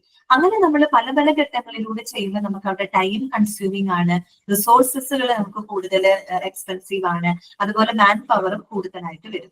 അതേസമയം നമ്മൾ ഈ HR പ്രോസസ് ഒരു സിംഗിൾ സ്ട്രെച്ചിൽ നടത്തുകയാണെങ്കിലോ നമുക്ക് ടൈം സേവ് ചെയ്യാൻ പറ്റും, റിസോഴ്സസ് സേവ് ചെയ്യാൻ പറ്റും, മാൻ പവർ നമുക്ക് സേവ് ചെയ്യാനായിട്ട് സാധിക്കും. അപ്പൊ ആ ഒരു രീതി ഫോളോ ചെയ്യാനാണ് കൂടുതൽ ശ്രമിക്കുന്നത് കേട്ടോ.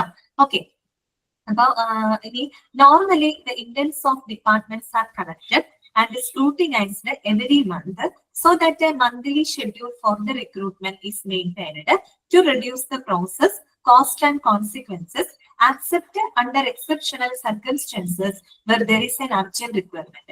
അപ്പൊ പൊതുവെ എന്ത് ചെയ്യുന്ന വെച്ചാൽ ഈ റിക്രൂട്ട്മെന്റ് പ്രോസസ്സിനെ കുറെ കൂടെ സിംപ്ലിഫൈ ചെയ്യുന്നതിന് വേണ്ടിയിട്ട് നമ്മൾ ഈ ഡിപ്പാർട്ട്മെന്റ്സിൽ നിന്ന് വരുന്ന അപേക്ഷകൾ, ഇന്റൻസുകൾ ഉണ്ടല്ലോ, റിക്വസ്റ്റുകൾ, അതെല്ലാം തന്നെ നമ്മൾ കളക്ട് ചെയ്ത് വെക്കും.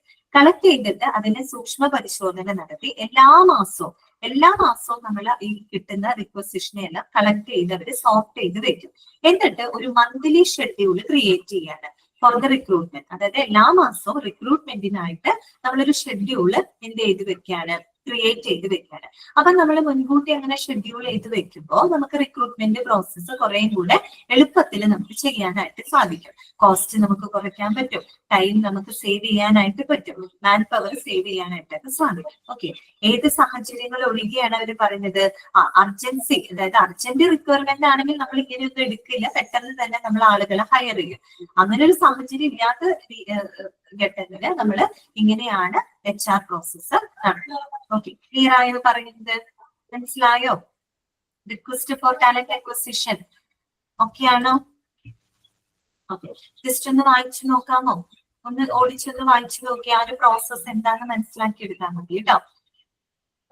ഓക്കെ, അപ്പൊ ഇത്രയേ ഉള്ളൂ കാര്യം. അതായത് ഡിപ്പാർട്ട്മെന്റിൽ വാക്കൻസി വരുമ്പോൾ അത് നമ്മൾ HR മാനേജറിനെ അറിയിക്കാം. എങ്ങനെ അറിയിക്കാം? രേഖാമൂലം അറിയിക്കാം. അതിനൊരു പ്രത്യേക ഫോർമാറ്റിൽ ഒരു ഫോം ഉണ്ട്, അതിന് നമ്മൾ അടുത്തത് അതാണ് നോക്കാൻ പോകുന്നത് കേട്ടോ. Indent for the talent acquisition, അതിനായിട്ടൊരു പ്രത്യേക ഫോർമാറ്റിൽ ഒരു ഫോം ഉണ്ട്. ആ ഫോമിലൂടെയാണ് നമ്മൾ ആ റിക്വസിഷൻ കൊടുക്കേണ്ടത്. മാത്രമല്ല അതിനകത്ത് 2 ഓതറൈസ്ഡ് വ്യക്തികളുടെ സിഗ്നേച്ചർ ആവശ്യമാണ്. ആരൊക്കെയാണ് ഓതറൈസ്ഡ് വ്യക്തികൾ? ഒന്ന് ഡിപ്പാർട്ട്മെന്റിന്റെ ഹെഡും പിന്നെ ആ ഡിപ്പാർട്ട്മെന്റിന്റെ റിപ്പോർട്ടിംഗ് ഓഫീസർ. ഇവരുടെ 2 പേരുടെയും അപ്രൂവലോട് കൂടിയ, സിഗ്നേച്ചറോട് കൂടിയ ഒരു ഇന്റന്റ് ഫോമാണ് HR മാനേജറിന്റെ മുമ്പിൽ സബ്മിറ്റ് ചെയ്യേണ്ടത്. ഇനി അത് HR മാനേജറുടെ കയ്യിൽ എത്തിക്കഴിഞ്ഞാൽ അവരെന്ത് ചെയ്യും? ആ വന്നിട്ടുള്ള റിക്വസിഷൻ ജെന്യുവിൻ ആണോ എന്നുള്ളത് ആദ്യം വെരിഫൈ ചെയ്യണം. അപ്പൊ അതിനായിട്ടൊരു ഇന്റേണൽ ഓഡിറ്റ് അവർ നടത്തും. ഈ ഇന്റേണൽ ഓഡിറ്റിന്റെ ഭാഗമായിട്ട് ആദ്യം അവർ ചെയ്യുന്നത് ആ കിട്ടിയിട്ടുള്ള സിഗ്നേച്ചർ വെരിഫൈ ചെയ്ത് നോക്കും. അത് ജെന്യുവിൻ ആണെന്ന് ബോധ്യപ്പെട്ടു കഴിഞ്ഞാല് അവരെന്ത് ചെയ്യും? മറ്റുള്ള ഡിപ്പാർട്ട്മെന്റ് ഹെഡുകളുമായിട്ട് ഡിസ്കസ് ചെയ്യും. അവർ പരമാവധി പുതിയൊരാളെ എടുക്കുന്നതിന് പകരം അവരെന്താ ചെയ്യാന്നറിയാമോ? നിലവിൽ ഏതെങ്കിലും ഡിപ്പാർട്ട്മെന്റിൽ സ്റ്റാഫുകൾ കൂടുതലുണ്ടെങ്കിൽ അവിടെ നിന്നും മറ്റുള്ള വാക്കൻസി ഉള്ള ഡിപ്പാർട്ട്മെന്റിലേക്ക് അവർ ഷിഫ്റ്റ് ചെയ്യാനാണ് കൂടുതൽ അവർ ശ്രമിക്കുക. കാരണം ഒരു ഓർഗനൈസേഷനെ സംബന്ധിച്ച് അതാണ് കൂടുതൽ അവർക്ക് ലാഭകരമായിട്ടുള്ളത്. നമ്മൾ പുതിയൊരാളെ തെരഞ്ഞെടുക്കുമ്പോൾ ഒരുപാട് ചെലവുകൾ ഉണ്ട് അതിന്. ഓക്കെ, അപ്പൊ അങ്ങനെയുള്ള കാര്യങ്ങളൊക്കെ സേവ് ചെയ്യാനായിട്ട് ഈ രീതിയിലാണ് അതിന് നോക്കുക. ഓക്കെ, ആ ഒരു കാര്യമാണ് അവിടെ പറയുന്നത്. പിന്നെ അർജന്റ് റിക്വയർമെന്റ് ഒക്കെ ഉണ്ടെങ്കിൽ നമ്മൾ പെട്ടെന്ന് തന്നെ ആളെ ഹയർ ചെയ്യും. അല്ലാത്ത കേസിൽ ചിലപ്പോൾ മാസങ്ങളോളം സമയം എടുത്തിട്ടാണ് നമ്മൾ ആ HR പ്രോസസ്സ് നടത്തുന്നത്. ഓക്കെ, പിന്നെ പറയുന്നത് എന്താണെന്ന് വെച്ചാൽ HR പ്രോസസ്സ് പരമാവധി നമ്മളൊരു സിംഗിൾ സ്ട്രെച്ചിൽ നടത്താനാണ് ശ്രമിക്കുക. കാര്യം അങ്ങനെ നടത്തുമ്പോൾ നമുക്ക് മാൻ പവർ, റിസോഴ്സ്, ടൈം ഇതൊക്കെ നമുക്ക് സേവ് ചെയ്യാനായിട്ട് സാധിക്കും. ഓക്കെ, ക്ലിയർ ആണല്ലോ? ഇനി നമുക്ക് ആ ഒരു ഫോമാണ് ജസ്റ്റ് നിങ്ങൾ ആ ഫോം ഒന്ന് പരിചയപ്പെടാം കേട്ടോ. Intent four the talent acquisition കണ്ടോ, ആ ഫോം നിങ്ങൾക്ക് കാണാൻ പറ്റും. നോക്കി ആ ഫോമിനകത്ത് എന്തൊക്കെ കാര്യങ്ങളാണ്. ഒന്ന് നെയിം കണ്ടോ, ഒരു പ്രത്യേക ഫോർമാറ്റ്, ഈ ഒരു ഫോർമാറ്റിലാണ് നമ്മൾ ആ റിക്വസിഷൻ കൊടുക്കുന്നത് കേട്ടോ.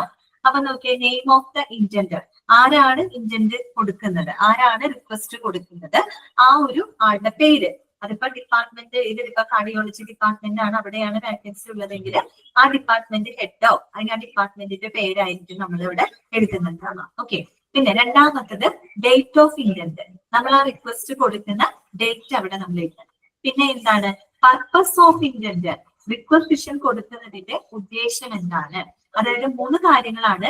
എമർജൻസി റിക്വയർമെന്റ് ആണോ, അതോ നോർമൽ റിക്വയർമെന്റ് ആണോ, അതോ ഫ്യൂച്ചർ റിക്വയർമെന്റ് ആണോ. അതായത് ഇപ്പൊ വാക്കൻസി വരുമ്പോ അത് എമർജൻസി ആയിട്ട് ഫില്ല് ചെയ്യേണ്ട വാക്കൻസി ആണോ, അതോ നോർമലി വന്നിട്ടുള്ള വാക്കൻസി ആണോ.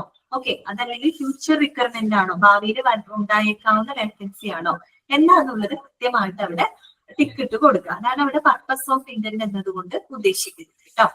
അതിനുശേഷം ഡയറക്ഷൻസ് ഫ്രം, എന്താണ് directions from, as per hour current requirement kindly provide the following talents. കണ്ട, ഈ ഒരു രീതിയിലാണ് നമ്മൾ ആ ഫോം സബ്മിറ്റ് ചെയ്യുന്നത്. അതായത് ഈ പറയുന്ന താഴെ പറയുന്ന വാക്കൻസികളിലേക്ക് നമുക്ക് ആളെ ആവശ്യമുണ്ട് എന്ന് പറഞ്ഞുകൊണ്ട് അതത് ഡിപ്പാർട്ട്മെന്റുകൾ HR കൊടുക്കുകയാണ്. അപ്പൊ നോക്കിയേ, എന്തൊക്കെ കാര്യങ്ങളാണ് അതിനകത്ത് എഴുതുന്നത്. ഒന്ന് ഡെസിഗ്നേഷൻ.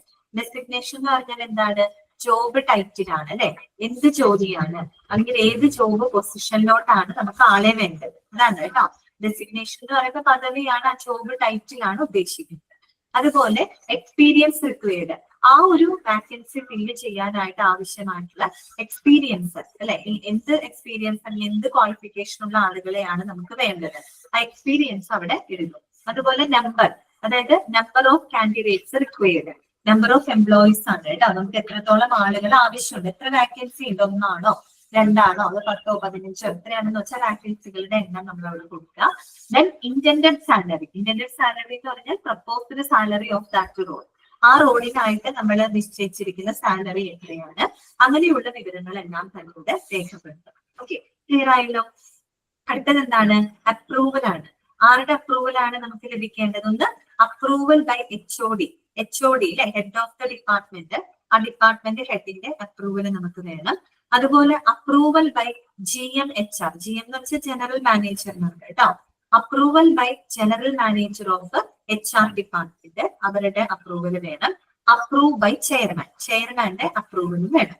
ഇനി ഇൻ കേസ് നമ്മുടെ റിക്വസ്റ്റ് റിജക്ട് ചെയ്യപ്പെടുകയാണെങ്കിൽ, ആ റിക്വസ്റ്റ് ഡിനൈ ചെയ്യപ്പെടുകയാണെങ്കിൽ അതിന്റെ റീസൺ അവിടെ കൃത്യമായിട്ട് രേഖപ്പെടുത്തണം. അതാണ് റീസൺ ഫോർ റിജക്ഷൻ എന്ന് പറഞ്ഞിട്ട് ഒരു കോൾ അവിടെ കൊടുത്തിട്ടുണ്ട്. അതായത് എന്തുകൊണ്ട് ഇപ്പൊ നമ്മൾ റിക്വസ്റ്റ് കൊടുക്കുമ്പോൾ എല്ലാ റിക്വസ്റ്റും അവര് അപ്രൂവ് ചെയ്യണമെന്നില്ല, ചിലപ്പോൾ അപ്രൂവ് ചെയ്യാതിരിക്കാം, ഡിനൈ ചെയ്യാം, റിജക്ട് ചെയ്യാം. അപ്പൊ അങ്ങനെ റിജക്ട് ചെയ്തിട്ടുണ്ടെങ്കിൽ എന്തുകൊണ്ട് അത് റിജക്ട് ചെയ്തു, ആ കാരണം അവിടെ കൃത്യമായിട്ട് രേഖപ്പെടുത്തും. അതാണ് റീസൺ ഫോർ റിജക്ഷൻ എന്ന് പറഞ്ഞ അവിടെ കൊടുത്തിരിക്കുന്നത് കേട്ടോ. ഓക്കെ, ദെൻ വരുന്നത് എന്താണ്, ഒഫീഷ്യൽ ഫോർമാലിറ്റി എന്ന് പറഞ്ഞിട്ട് ഒരു കോളം കാണാം.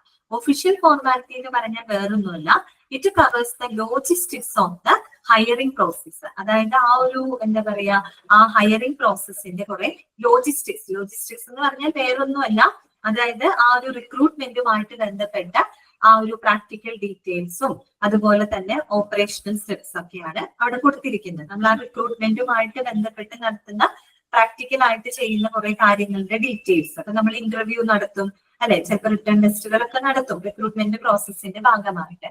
അപ്പൊ അങ്ങനെയുള്ളതിന്റെ ആ പ്രാക്ടിക്കൽ കാര്യങ്ങളുടെ ഒക്കെ ഡീറ്റെയിൽസും ആ റിക്രൂട്ട്മെന്റ് സ്റ്റെപ്സുകളൊക്കെയാണ് ഒഫീഷ്യൽ ഫോർമാലിറ്റി എന്നതുകൊണ്ട് ഉദ്ദേശിക്കുന്നത്. കണ്ടോ, ഡീറ്റെയിൽസ് ഓഫ് ഇന്റർവ്യൂ, നമ്മൾ റിക്രൂട്ട് ചെയ്യുമ്പോൾ സ്വാഭാവികമായിട്ട് നമുക്ക് ഇന്റർവ്യൂ നടത്തേണ്ടത്, അപ്പൊ ഇന്റർവ്യൂവിന്റെ ഡീറ്റെയിൽസുകള്, അതുപോലെ അപ്പോയിന്റ്മെന്റ് ഡീറ്റെയിൽസ്, അപ്പോയിന്റ്മെന്റ് കൊടുക്കുകയാണെങ്കിൽ അതുമായിട്ട് ബന്ധപ്പെട്ട വിശദാംശങ്ങള്, പിന്നെ അപ്രൂവൽ ബൈ ചെയർമാൻ, രണ്ടിന്റെയും അപ്രൂവൽ അല്ലെ, ചെയർമാന്റെ അപ്രൂവൽ, ഇത്രയും അടങ്ങുന്നതാണ് എന്തൊരു ഒരു intent four the talent acquisition. ഉണ്ടോ, ഈ ഒരു ഫോം, ഇത് നമ്മുടെ HR മാനുവലിനകത്തുള്ള ഒരു ഫോമാണ്. ഈ ഒരു ഫോർമാറ്റിന് വേണം നമ്മൾ എന്ത് ചെയ്യാനായിട്ട് നമ്മുടെ വേക്കൻസികള് HR മാനേജറിനെ അറിയിക്കാൻ. ഓക്കെ, ക്ലിയർ ആയോ? ഓക്കെ ആണോ? ഓക്കെ അല്ലേ? ഇനി നമുക്ക് നെക്സ്റ്റ് പഠിക്കാനായിട്ടുള്ളത് how to acquire employees. Okay, നമുക്ക് എങ്ങനെയൊക്കെ എംപ്ലോയീസിനെ അക്വയർ ചെയ്യാം, അല്ലെങ്കിൽ എംപ്ലോയീസിന് നമുക്ക് എങ്ങനെയൊക്കെ ലഭിക്കാം. ഇതൊക്കെ വളരെ എളുപ്പമുള്ള കാര്യം, നമുക്ക് തന്നെ ആലോചിച്ചാൽ അറിയാവുന്ന കാര്യങ്ങളുള്ളൂ അല്ലെ. അപ്പൊ അവിടെ ഒരു 8 പോയിന്റുകൾ കൊടുത്തിട്ട് നിങ്ങൾ പോയിന്റ് മാത്രം പഠിച്ചാൽ മതി കേട്ടോ. ആ പോയിന്റിന്റെ എക്സ്പ്ലനേഷൻസ് ഒക്കെയാണ് പിന്നീടുള്ള പേജുകളിൽ കൊടുത്തിരിക്കുന്നത്. നമ്മൾ പോയിന്റ് മാത്രം പഠിക്കുക. അതായത് ഒരു ഓർഗനൈസേഷനിലേക്ക് എങ്ങനെയൊക്കെ എംപ്ലോയീസിന് നമുക്ക് ലഭിക്കാം എന്നാണ് പറയുന്നത്. എങ്ങനെയൊക്കെ ലഭിക്കാം? ഒന്നാമത്തെ എന്താണ്?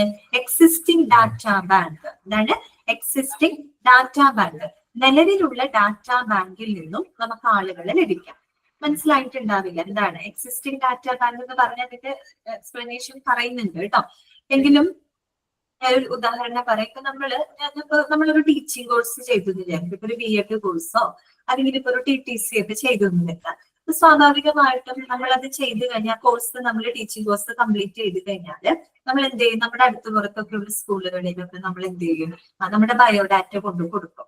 അതായത് ആ സ്കൂളിൽ വാക്കൻസി ഉണ്ടെന്ന് അറിഞ്ഞിട്ടോ മറ്റു അഡ്വർടൈസ്മെന്റ് ഒന്നും കണ്ടിട്ടല്ല നമ്മൾ ചെയ്യുന്നത്. നമ്മൾ ഒരു ടീച്ചിങ് കോഴ്സ് കഴിഞ്ഞു, അപ്പൊ ഇനിയിപ്പോ അടുത്തുള്ള ഏതെങ്കിലും സ്കൂളുകളിലൊക്കെ നമ്മൾ ബയോഡാറ്റ കൊടുക്കും. കാര്യം എന്തെങ്കിലും വാക്കൻസികളൊക്കെ വരികയാണെങ്കിൽ നമ്മളെ പരിഗണിക്കണം എന്ന് വിചാരിച്ചിട്ട് നമ്മൾ കൊടുക്കും അല്ലെ. അങ്ങനെ ഒരുപാട് അപ്ലിക്കേഷൻസ് ലഭിക്കാം അല്ലെ. ഒരു ഓർഗനൈസേഷൻ, ഞാൻ സ്കൂളിൽ വെച്ചാണ് പറഞ്ഞത്, ഏതൊരു ഓർഗനൈസേഷൻ അങ്ങനെ ധാരാളം അപ്ലിക്കേഷൻസ് ലഭിക്കാം. അതിപ്പോ നമ്മൾ അഡ്വർടൈസ്മെന്റ് ഒന്നും കൊടുക്കണമെന്നില്ല. അല്ലാണ്ട് ചില പ്രൊഫഷണൽ കോഴ്സുകളൊക്കെ കഴിഞ്ഞാൽ ചില ആളുകൾ എന്ത് ചെയ്യും? അടുത്തുള്ള ഹോസ്പിറ്റലുകളിലോ മറ്റുള്ള ഓർഗനൈസേഷനിലൊക്കെ എന്ത് ചെയ്യും? അവരവരുടെ CV കൊണ്ട് കൊടുക്കും അല്ലെ, ബയോഡാറ്റ കൊണ്ട് കൊടുക്കും.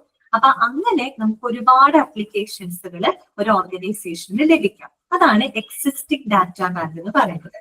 നിലവില് അവർക്ക് ലഭിച്ചിട്ടുള്ള ഡാറ്റ ബാങ്കിൽ നിന്നും നമുക്ക് യോഗ്യരായിട്ടുള്ള ആളുകളെ, ആപ്റ്റ് ആയിട്ടുള്ള ആളുകളെ നമുക്ക് തെരഞ്ഞെടുക്കാൻ പറ്റും. അപ്പൊ അങ്ങനെ നമുക്ക് എന്ത് ചെയ്യാം? എംപ്ലോയീസിന് ലഭിക്കാം. ഓക്കെ, അപ്പൊ അതാണ് എക്സിസ്റ്റിംഗ് ഡാറ്റ ബാങ്ക് എന്ന് പറയുന്നത്. രണ്ടാമത്തേത് എന്താണ്? Personal reference of management or staff. ഇനി അതുകൂടാതെ നമ്മുടെ ആ ഒരു എന്താ പറയാ ഓർഗനൈസേഷനിൽ വർക്ക് ചെയ്യുന്ന അവിടുത്തെ മാനേജ്മെന്റ് അല്ലെങ്കിൽ അവിടെ വർക്ക് ചെയ്യുന്ന സ്റ്റാഫുകളുടെ പേഴ്സണൽ റെക്കമെൻഡേഷനിലും ആളുകളെ ലഭിക്കും. അപ്പൊ അവർക്ക് പരിചയമുള്ള അവരുടെ ഫ്രണ്ട്സോ അവരുടെ റിലേറ്റീവ്സോ അങ്ങനെ ആരെങ്കിലും ഉണ്ടെങ്കിൽ അവർ റെക്കമെൻഡ് ചെയ്യാം ആളുകളെ. ഇപ്പൊ എന്തെങ്കിലും വാക്കൻസി വരുമ്പോ അപ്പൊ അവർക്ക് പരിചയത്തിൽ ആരെങ്കിലും ഉണ്ട്, അല്ലെങ്കിൽ അവരുടെ റിലേറ്റീവ്സോ വെൽവിഷേഴ്സോ ഫ്രണ്ട്സ് ആരെങ്കിലും ഉണ്ട്, ആ ക്വാളിഫിക്കേഷൻ ഒക്കെ ആണെങ്കിൽ അവർ എന്ത് ചെയ്യും? റെക്കമെൻഡ് ചെയ്യും. അപ്പൊ അങ്ങനെ നമുക്ക് ഒരു ഓർഗനൈസേഷനിലോട്ട് ആളുകളെ ലഭിക്കും അല്ലെ. പിന്നെ എന്താണ്? Notice board for public and patients.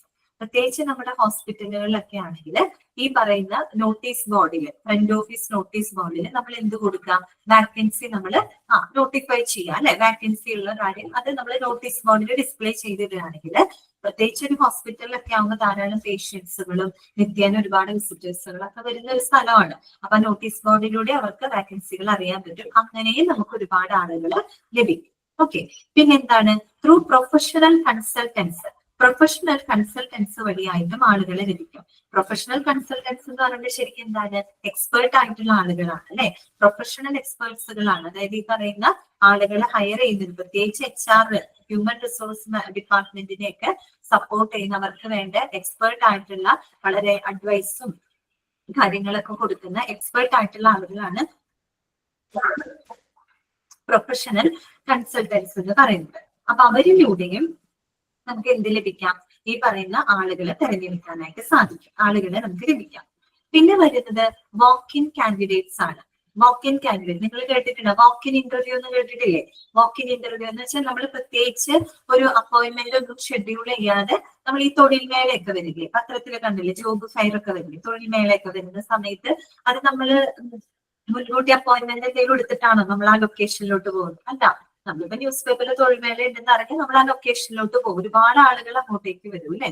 എന്ന് പറഞ്ഞാൽ പ്രത്യേകമായിട്ട് നമ്മളൊരു ഇന്റർവ്യൂ, ഒരു അപ്പോയിന്റ്മെന്റ് ഒന്നും ഷെഡ്യൂൾ ചെയ്യാതെ തന്നെ നമ്മൾ എന്ത് ചെയ്യാറുണ്ട്? ചില സ്ഥലങ്ങളിൽ നമ്മൾ എത്തിപ്പെടാറുണ്ട് അല്ലെ.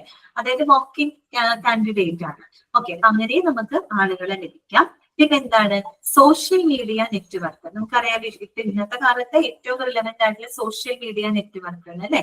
Facebook, WhatsApp, Instagram, Twitter, YouTube. അതിലൂടെയൊക്കെ നമുക്ക് ഒരുപാട് വാക്കൻസികൾ അറിയിക്കാനും അങ്ങനെ നമുക്ക് ഒരുപാട് കണക്ഷൻസ് കിട്ടും, ഒരുപാട് അപ്ലിക്കേഷൻസ് നമുക്ക് ലഭിക്കും. പിന്നെ എന്താണ് ഓൺലൈൻ ജോബ് സൈറ്റ്, ഇഷ്ടംപോലെ ഓൺലൈൻ ജോബ് സൈറ്റുകൾ ഉണ്ട് അല്ലെ. ലിങ്ക്ഡിൻ കേട്ടിട്ടില്ലേ, ലിങ്ക്ഡിൻ, ഇൻഡീഡ്, അതുപോലെ നമ്മുടെ ഇന്ത്യയിലെ ഭയങ്കര പോപ്പുലർ ആയിട്ടുള്ളത് Naukri.com, ഇങ്ങനെയൊക്കെയുള്ള ഓൺലൈൻ ജോബ് സൈറ്റ് വഴിയായിട്ട് നമുക്ക് ധാരാളം അപ്ലിക്കേഷൻസ് ലഭിക്കാം. പിന്നെ അഡ്വർടൈസ്മെന്റ് അല്ലെ, നമ്മൾ എന്ത് കൊടുക്കുക, അഡ്വർടൈസ്മെന്റ്സ് കൊടുക്കുക. നമ്മുടെ മലയാള മനോരമയിലും മാതൃഭൂമിയിലൊക്കെ ബുധനാഴ്ച ദിവസങ്ങളിൽ നോക്കിക്കഴിഞ്ഞാൽ അല്ലെ, വെനസ്ഡേ നമുക്ക് തൊഴിലവസരങ്ങൾ കാണാൻ പറ്റും. ഒരുപാട് അഡ്വർടൈസ്മെന്റ്സുകളൊക്കെ വരും. അതിനായിട്ട് തന്നെ ഒരു പേജ് ഉണ്ടാവും. അപ്പൊ ആ അഡ്വർടൈസ്മെന്റിലൂടെ നമുക്ക് എന്ത് ലഭിക്കാം, ആളുകളെ ലഭിക്കും. ഓക്കെ, അപ്പൊ ജസ്റ്റ് ഈ പോയിന്റുകളൊക്കെ ഒന്ന് ഓർത്ത് വെച്ചാൽ മതി കേട്ടോ. എങ്ങനെയൊക്കെ നമുക്ക് എംപ്ലോയീസിന് ലഭിക്കാം, existing data bank, personal reference of management or staff, notice board for public and patients through professional consultants, working candidate, social media networks, online job site and advertisement. Okay, clear ആയോ? പോയിന്റുകളൊക്കെ കിട്ടിയോ നമുക്ക്? ഇതാണ് മെയിൻ ആയിട്ടുള്ള പോയിന്റുകൾ, ഇത്രയേ ഉള്ളൂ. പിന്നെ അതിന്റെ എക്സ്പ്ലനേഷൻസ് ആണ് നെക്സ്റ്റ് പേജുകളിലൊക്കെ കൊടുത്തിരിക്കുന്നത് കേട്ടോ. Okay, clear ആകുന്നുണ്ടോ?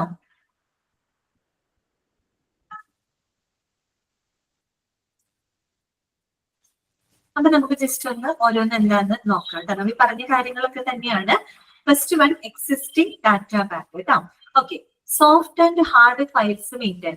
സോഫ്റ്റ് ഫയൽസ് എന്ന് പറഞ്ഞാൽ എന്താണ്, അതായത് നമ്മുടെ ഡിജിറ്റൽ കോപ്പീസ് ഉണ്ടാവുമല്ലോ, ഡിജിറ്റൽ കോപ്പീസ് ഓഫ് ഡോക്യുമെന്റ്. നമ്മളിപ്പോ അപ്ലിക്കേഷൻ ഒക്കെ അയക്കുമ്പോൾ ചിലപ്പോൾ മെയിൽ വഴി അയക്കും അല്ലെ, മെയിൽ വഴി നമ്മൾ അയക്കും. അപ്പൊ അവർക്ക് അത് ആപ്ലിക്കേഷൻ കിട്ടും. അവരത് സോഫ്റ്റ് കോപ്പീസ് ആയിട്ടാണ് എന്ത് ചെയ്ത് വെക്കുന്നത്, സ്റ്റോർ ചെയ്ത് വെക്കുന്നത് അല്ലെ. സോഫ്റ്റ് ഫയൽസ് എന്ന് പറയുന്നത് ദാറ്റ് മീൻസ് ഡിജിറ്റൽ ഡോക്യുമെന്റ്സ് ആണ് ഓഫ് ദ ഡോക്യുമെന്റ്സ് അല്ലെ.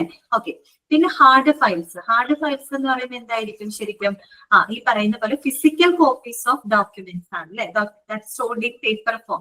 നമ്മൾ പേപ്പർ ഫോം, ചിലവർ എന്തെന്ന് വെച്ചാൽ മെയിൽ വഴിയൊന്നും അയക്കില്ല.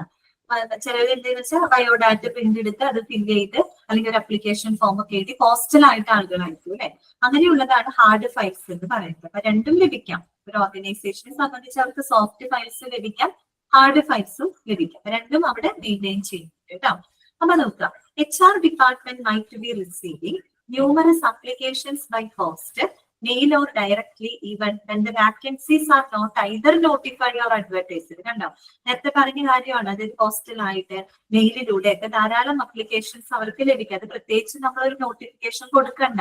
വാക്കൻസി ഉണ്ടെന്ന് നമ്മൾ നോട്ടിഫൈ ചെയ്യാതെ, അഡ്വർടൈസ്മെന്റ് ഒന്നും കൊടുക്കാതെ തന്നെ നമുക്ക് മെയിൽ വഴിയായിട്ടും പോസ്റ്റലായിട്ടൊക്കെ ധാരാളം അപ്ലിക്കേഷൻസ് നമുക്ക് ലഭിക്കാം. നേരത്തെ പറഞ്ഞില്ല, ഇപ്പൊ നമ്മളൊരു പ്രൊഫഷണൽ കോഴ്സ് ഒക്കെ കഴിഞ്ഞിട്ടുണ്ടെങ്കിൽ നമ്മൾ ചിലപ്പോ അതുമായിട്ട് ബന്ധപ്പെട്ട എന്താണ് സ്ഥാപനങ്ങളൊക്കെ അടുത്തതിന് നമ്മൾ അവിടെ കൊണ്ട് ബയോഡാറ്റ ഒക്കെ കൊടുക്കാറുണ്ട് അല്ലെ. ഓക്കെ, അങ്ങനെ. അപ്പൊ പറയുന്നത് such applications are stored, scrutinized and kept in a physical file or in a computer database. അപ്പൊ നമുക്ക് അങ്ങനെ ലഭിക്കുന്ന അപ്ലിക്കേഷൻസ് നമ്മൾ സ്റ്റോർ ചെയ്ത് വെക്കും. ഒന്നില്ലെങ്കിൽ നമ്മൾ ഫിസിക്കൽ കോപ്പീസ് ആയിട്ട് സ്റ്റോർ ചെയ്ത് വെക്കും, അല്ലെങ്കിൽ നമ്മൾ കമ്പ്യൂട്ടർ ഡാറ്റാബേസിൽ, അതായത് ഇലക്ട്രോണിക്കലി നമ്മളത് സ്റ്റോർ ചെയ്ത് വെക്കും. അപ്ലിക്കേഷൻസ് എല്ലാം സ്റ്റോർ ചെയ്ത് വെക്കും. ഇനി എന്തിനു വേണ്ടിയിട്ട് അങ്ങനെ നമ്മൾ സ്റ്റോർ ചെയ്ത് വെക്കുന്നത്, എന്തിനു വേണ്ടിയിട്ടാണ്? The intention behind this is to utilise the same resumes when a future vacancy arise in the hospital. ഇനി ആ ഒരു ഹോസ്പിറ്റലിൽ ഫ്യൂച്ചറിൽ എന്തെങ്കിലും വാക്കൻസികളൊക്കെ വരുവാണെങ്കിൽ അവർക്ക് ഈ ലഭിച്ചിട്ടുള്ള അപ്ലിക്കേഷൻസ് ഉപയോഗിക്കാവുന്നതാണ് അല്ലെ. അതിന് വേണ്ടിയിട്ടാണ് ലഭിക്കുന്ന അപ്ലിക്കേഷൻസുകൾ എല്ലാം തന്നെ അവര് സ്റ്റോർ ചെയ്ത് എന്ത് ചെയ്ത് വെക്കുന്നത്, സോർട്ട് ചെയ്ത് വെക്കുന്നത്. ഓക്കെ, പിന്നെ the CVs received will be categorized as per the designation. ഇനി അവർക്ക് ലഭിക്കുന്ന എല്ലാ സിവികളും, CV കരിക്കുലം വിത്ത് കേട്ടോ, അതായത് ബയോഡാറ്റകൾ, അവർക്ക് ലഭിക്കുന്ന ബയോഡാറ്റകള് അവർ ഓരോ ഡെസിഗ്നേഷൻ അനുസരിച്ചുകൊണ്ട് കാറ്റഗറൈസ് ചെയ്ത് വയ്ക്കും. അതിന് പല പല ക്വാളിഫിക്കേഷൻ ഉള്ള ആളുകളായിരിക്കും വരുന്നുണ്ടാവുക. അപ്പോൾ നമ്മൾ ആ ക്വാളിഫിക്കേഷൻ അല്ലെങ്കിൽ എക്സ്പീരിയൻസ് അല്ലെങ്കിൽ ആ ഒരു ഡെസിഗ്നേഷൻ എന്താണ്, അതിനനുസരിച്ച് കൊണ്ട് നമ്മൾ എന്ത് ചെയ്യും, ഈ ലഭിക്കുന്ന സിവികളെല്ലാം തന്നെ സോർട്ട് ചെയ്ത് വെക്കും. ഓക്കെ, ഇനി എന്താണ്, such CVs are rearranged and short listed as per the existing requirements. പിന്നെ നിലവിൽ വരുന്ന ആവശ്യകതകൾക്കനുസരിച്ച് നമുക്ക് ലഭിക്കുന്ന ആ സിവികൾ നമ്മൾ റീഅറേഞ്ച് ചെയ്ത് ഷോർട്ട് ലിസ്റ്റ് ചെയ്ത് നമുക്ക് ഉപയോഗിക്കാവുന്നതാണ്. ഓക്കെ, അപ്പൊ അതാണ് എന്ത്, എക്സിസ്റ്റിംഗ് ഡാറ്റ ബാങ്ക് എന്ന് പറയുന്നത്. ഓക്കെ, ക്ലിയർ ആയല്ലോ? ക്ലിയർ അല്ലേ എക്സിസ്റ്റിംഗ് ഡാറ്റ ബാങ്ക്? നെക്സ്റ്റ് വരുന്നത് personal reference of management or staff. അറിയാലോ, നേരത്തെ പറഞ്ഞ കാര്യമാണ്. നോക്കുക, when vacancies arise in different departments of a hospital, the management, managers and employees are intimated through internal circulars and memos. ഇപ്പൊ ഒരു ഹോസ്പിറ്റലിലെ വാക്കൻസികൾ വന്നു കഴിഞ്ഞാൽ അവരെന്ത് ചെയ്യത് ഈ പറയുന്ന സർക്കുലർ ആയിട്ട് മെമ്മോസ് ആയിട്ട് ആ ഒരു വാക്കൻസികളെ നോട്ടിഫൈ ചെയ്യും. അങ്ങനെ നോട്ടിഫൈ ചെയ്യുമ്പോൾ അവിടുത്തെ മാനേജ്മെന്റ് ആയാലും അവിടുത്തെ മാനേജർമാര് മറ്റുള്ള എംപ്ലോയീസിനൊക്കെ ആ ഒരു അഡ്വർടൈസ്മെന്റ് അറിയാൻ, ആ ഒരു വാക്കൻസി അവർക്ക് അറിയാനായിട്ട് സാധിക്കും. അങ്ങനെ അറിയുമ്പോൾ by intimating them through circulars, the management foresees the chances of directing their friends, relatives and well-wishers to apply for the vacancies and possible recruitment if they meet the criteria or recruitment. അപ്പൊ വേണമെങ്കിൽ അവിടെ ഉള്ള ആളുകൾക്ക് തന്നെ അവരുടെ പരിചയത്തിലുള്ള ഫ്രണ്ട്സിനോ അല്ലെങ്കിൽ മറ്റേതെങ്കിലും വെൽവിഷേഴ്സോ അവരുടെ വല്ല റിലേറ്റീവ്സോ ആണെങ്കിലും ഒക്കെ ഉണ്ടെങ്കിൽ അവരെ എന്ത് ചെയ്യാം, അവർക്ക് വേണമെങ്കിൽ റെക്കമെൻഡ് ചെയ്യാവുന്നതാണ് അല്ലെ. അവർക്ക് വേണമെങ്കിൽ റെക്കമെൻഡ് ചെയ്യാം. പ്രത്യേകിച്ച് അവർക്ക് ക്വാളിഫിക്കേഷൻസ് ഒക്കെ ഉണ്ടെങ്കിൽ അവരെ റിക്രൂട്ട് ചെയ്യുന്നതിനുള്ള ചാൻസ് കൂടുതലാണ്. ഓക്കെ, അപ്പൊ നോക്കുക, the staff can either direct them to apply directly or recommend them to the HR manager, since the chances genuinely of such aspirants will be on the higher side. അപ്പോ ഇപ്പൊ അവിടുത്തെ സ്റ്റാഫുകൾക്ക് വേണമെങ്കിൽ അവരുടെ ഫ്രണ്ട്സിനോട് നേരിട്ട് വേണമെങ്കിൽ അവരോട് പറയാം ആ വാക്കൻസിയിലേക്ക് അപ്ലൈ ചെയ്യാൻ, നേരിട്ട് അപ്ലൈ ചെയ്യാൻ വേണ്ടിയിട്ട് അവരോട് സജസ്റ്റ് ചെയ്യാം. അതുമല്ലെങ്കിൽ സ്റ്റാഫുകൾക്ക് അവരുടെ ഫ്രണ്ട്സിനാണെങ്കിൽ അവരുടെ ഫ്രണ്ട്സിന് വേണ്ടിയിട്ടോ റിലേറ്റീവ്സിനോ വേണ്ടിയിട്ട് നേരിട്ട് HR മാനേജറിന്റെ അടുത്ത് പോയിട്ട് അവർക്ക് റെക്കമെൻഡ് ചെയ്യാം. എന്റെ പരിചയത്തിൽ എന്റെ റിലേറ്റീവ് ഇന്ന ക്വാളിഫിക്കേഷൻ ഉള്ള ആളാണ്, ഇന്ന ആളെ പരിഗണിക്കണം എന്ന് പറഞ്ഞ് നേരിട്ട് വേണമെങ്കിൽ നമുക്ക് HR മാനേജറിന്റെ അടുത്ത് പോയി റെക്കമെൻഡ് ചെയ്യും. അങ്ങനെ നമ്മൾ നേരിട്ട് റെക്കമെൻഡ് ചെയ്യുമ്പോഴത്തെ ഒരു ഗുണം എന്താന്ന് വെച്ച് കഴിഞ്ഞാല് അവരെ നമ്മൾ റെക്കമെൻഡ് ചെയ്യുന്ന ആളെ റിക്രൂട്ട് ചെയ്യാനുള്ള ചാൻസ് അവിടെ കൂടുതലാണ്. ഓക്കെ, നേരിട്ട് നമ്മൾ പോയി പറയുകയാണെങ്കിൽ കേട്ടോ. ഓക്കെ, പക്ഷെ അങ്ങനെ ചെയ്യുമ്പോൾ അതിന് ചെറിയൊരു എന്താ പറയാ നെഗറ്റീവ് വശമുണ്ട്. നമ്മൾ റെക്കമെൻഡ് ഒക്കെ ചെയ്യുമ്പോൾ അതിനൊരു നെഗറ്റീവ് സൈഡ് ഉണ്ട്. അതെന്താന്ന് വെച്ചാല് an existing management personnel, manager or a staff member recommending a wrong or fraud candidate does not arise fearing the tarnishing of his image in case it is not found genuine even in a later stage. ഇപ്പൊ ഞാനിപ്പോ ഒരാളെ recommend ചെയ്യാണ്. Okay, ഇപ്പൊ എന്റെ ഒരു ഫ്രണ്ടിനെ ഞാൻ recommend ചെയ്യാണ്. ഞാൻ റെക്കമെൻഡ് ചെയ്യുന്ന എന്റെ ഫ്രണ്ട് ഒരു റോങ് ആയിട്ടുള്ള ഒരു ഫ്രോഡ് ആയിട്ടുള്ള ഒരു കാൻഡിഡേറ്റ് ആണ് എന്ന് ബോധ്യപ്പെട്ട് കഴിഞ്ഞാല്, അങ്ങനെ ഒരു കാൻഡിഡേറ്റിനെയാണ് ഞാൻ റെക്കമെൻഡ് ചെയ്യുന്നതെങ്കിൽ അത് എന്റെ ഇമേജിനെ വരെ മോശമായിട്ട് ബാധിക്കും. ശരിയല്ലേ? അപ്പൊ ഞാനാണ് അവരെ റെക്കമെൻഡ് ചെയ്യണേ. പക്ഷെ ആ റെക്കമെൻഡ് ചെയ്ത വ്യക്തി ആ ഒരു എന്താ പറയാ ഒരു ഫ്രോഡ് ആയിട്ടുള്ള ഒരാളാണ്, അല്ലെങ്കിൽ വേണ്ടത്ര ഡിസ്ഹോണസ്റ്റ് ആയിട്ടുള്ള ഒരാളാണെങ്കിൽ റെക്കമെൻഡ് ചെയ്ത എന്റെ ഇമേജിന് അത് മോശമാണ് അല്ലെ. എന്ന് പറഞ്ഞാൽ അവിടെ ഉദ്ദേശിക്കുന്ന കാര്യം ഇത്രയേ ഉള്ളൂ. നമ്മളൊരാളെ റെക്കമെൻഡ് ചെയ്യുകയാണെങ്കിൽ അത് വളരെയധികം നമ്മൾ ആലോചിച്ച് കൃത്യമായിട്ട് നമ്മൾ അത് ഉറപ്പുവരുത്തിയതിനു ശേഷം മാത്രമേ നമ്മൾ റെക്കമെൻഡ് ചെയ്യും. നമ്മൾ റെക്കമെൻഡ് ചെയ്ത ആൾക്കാരുടെ ഇമേജിന് മോശം വരും. ഓക്കെ, ക്ലിയർ ആയോ പറഞ്ഞത്? അത്രയേ ഉള്ളൂ കേട്ടോ. മൂന്നാമത്തത് notice board for public and patients. നേരത്തെ പറഞ്ഞ കാര്യമാണ്.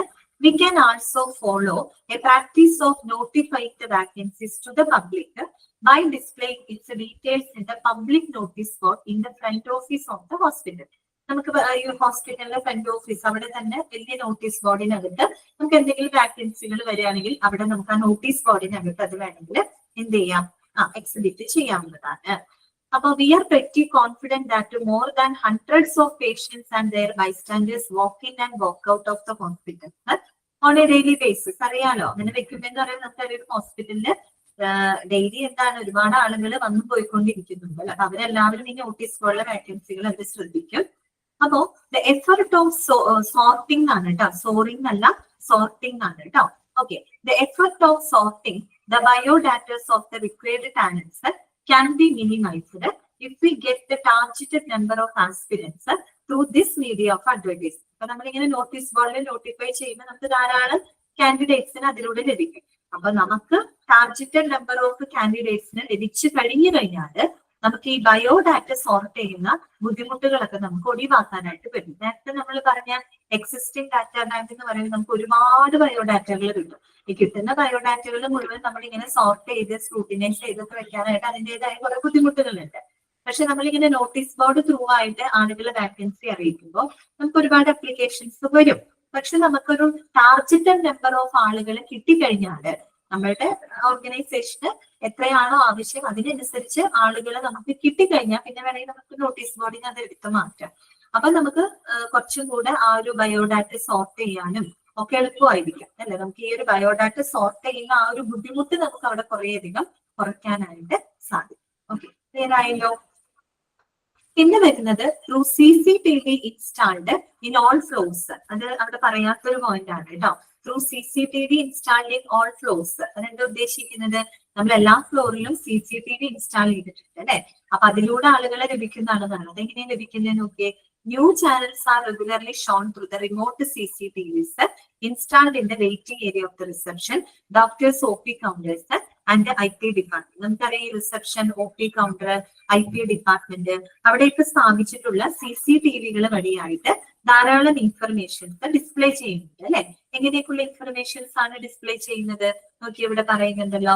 അതായത് major doctors and facility of the hospitals, major doctors and specialities are also telecast അല്ലെ. ആ ഹോസ്പിറ്റലിൽ എന്തൊക്കെ ഫെസിലിറ്റികൾ ഉണ്ട്, അവിടെയുള്ള ഡോക്ടർമാര്, സ്പെഷ്യാലിറ്റികൾ, അതിനെ പറ്റിയിട്ടുള്ള എല്ലാ ഇൻഫർമേഷൻസ് ആ CCTV വഴിയായിട്ട് നമ്മൾ ടെലികാസ്റ്റ് ചെയ്യുന്നുണ്ട്. ഓക്കെ, അപ്പൊ അതിനിടയ്ക്ക് in between the vacancies of the hospital can also B displayed അല്ലെ. അപ്പൊ അവിടെ അങ്ങനെ ഹോസ്പിറ്റലിൽ എന്തെങ്കിലും വാക്കൻസികളൊക്കെ വരുന്നുണ്ടെങ്കിൽ അങ്ങനെയുള്ള വിവരങ്ങൾ അതിന്റെ ഇടയ്ക്ക് നമുക്ക് ഡിസ്പ്ലേ ചെയ്യാവുന്നതാണ്. Okay, so the bystanders can either apply or recommended their relatives, friends and ambitious. അപ്പൊ അങ്ങനെ വാക്കൻസികൾ ആളുകൾക്ക് അറിയാൻ പറ്റും. അങ്ങനെ നമുക്ക് ഒരുപാട് അപ്ലിക്കേഷൻസ് ആ രീതിയിൽ ലഭിക്കുമെന്നാണ് പറയുന്നത്. ഓക്കെ, ക്ലിയർ ആയോ? ഓക്കെ അല്ലേ? ഞാൻ അൺമ്യൂട്ട് ചെയ്യാം കേട്ടോ. എന്നിട്ട് ക്ലാസ്സിൽ നിങ്ങൾക്ക് എന്തെങ്കിലും സംശയങ്ങൾ ഉണ്ടെങ്കിൽ ചോദിക്കാം കേട്ടോ.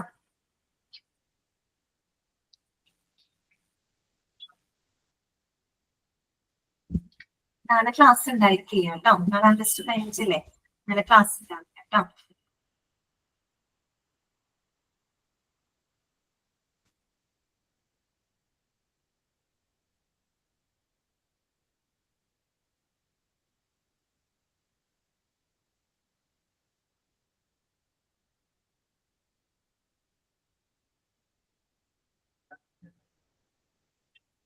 ആർക്കെങ്കിലും എന്തെങ്കിലും ഡൗട്ടുകൾ ഉണ്ടെങ്കിൽ ചോദിക്കാട്ടോ. നമ്മൾ പറയുന്ന കാര്യങ്ങളൊക്കെ മനസ്സിലാവുന്നുണ്ടല്ലോ അല്ലെ? ക്ലിയർ ആവുന്നില്ലേ നിങ്ങൾക്ക്?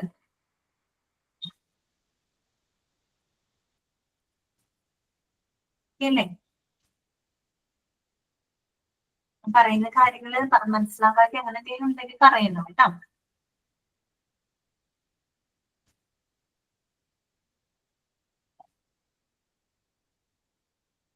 ഓക്കെ,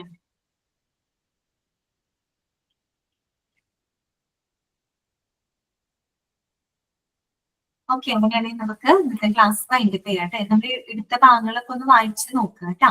ഓക്കെ, ശരി, താങ്ക് യു.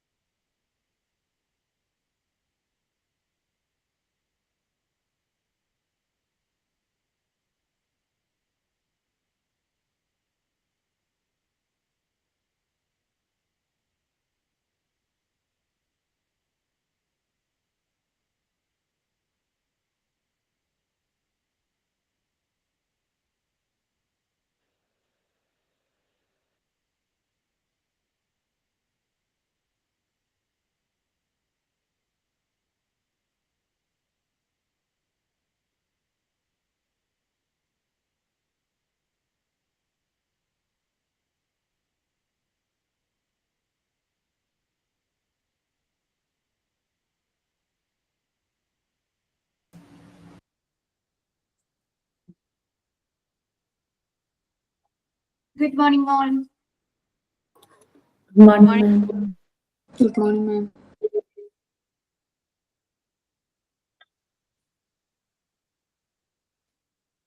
ന്യൂസ് എടുത്ത് നോക്കിയോ? മിസ് എടുത്തത് എല്ലാവരും നോക്കിയോ?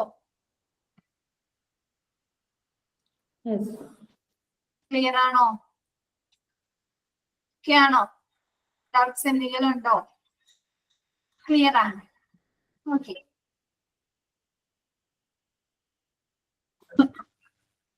നെക്സ്റ്റ് നമുക്ക് എടുക്കാനുള്ളത് ജനറിക് വേഴ്സ് ബ്രാൻഡ് എന്നാണ് അല്ലെ. ജനറിക് ഡ്രഗ്സുകളും ബ്രാൻഡ് ഡ്രഗ്സുകളും തമ്മിലുള്ള ഡിഫറൻസ് ആണ് നെക്സ്റ്റ് നമുക്ക് പഠിക്കാനുള്ള ഒരു സെക്ഷൻ അല്ലെ. മിസ് ബാക്കി ജനറിക് ഡ്രഗ്സ് അല്ലേ കംപ്ലീറ്റ് ചെയ്തത് മിസ് കഴിഞ്ഞ ക്ലാസ്സിൽ? ഓക്കെ. അപ്പൊ മിസ് ഒരിത് എടുത്തിട്ടിട്ടുണ്ട്, കാണുന്നുണ്ടോ നിങ്ങൾക്ക് സ്ക്രീനിൽ? ജനറിക് ഡ്രഗ്സുകളും ബ്രാൻഡഡ് ഡ്രഗ്സുകളും തമ്മിലുള്ള ഡിഫറൻസ് ഒരു ടേബിൾ എടുത്തിട്ടിട്ടുണ്ട്, കാണുന്നുണ്ടോ? അപ്പൊ നമുക്ക് ആദ്യം ആ ഒരു ടേബിൾ പറഞ്ഞിട്ട് നമുക്ക് നമ്മുടെ പ്രിന്റിലേക്ക് പോവാം. നിങ്ങൾക്ക് കുറച്ചും കൂടി എളുപ്പമായിരിക്കും. ഓക്കെ, എഴുതിയെടുക്കുന്നുണ്ടോ? നമ്മുടെ പ്രിന്റിൽ ഇത്രയും ഡീറ്റെയിൽ ആയിട്ട് പറയുന്നില്ല. അപ്പൊ നിങ്ങൾ എഴുതിയെടുക്കുന്നുണ്ടോ ഈ ഒരു ടേബിള്? Yes ma'am. ഓക്കെ, അപ്പൊ നിങ്ങളുടെ ബുക്കിലോ എങ്ങനെയാണെന്ന് വെച്ചാൽ എഴുതിക്കോളൂ കേട്ടോ. ഫസ്റ്റ് എത്തത് ബ്രാൻഡ് നെയിമും ബ്രാൻഡ് ഡ്രഗ്സുകളും വേഴ്സ് ജനറിക് ഡ്രഗ്സ് കേട്ടോ.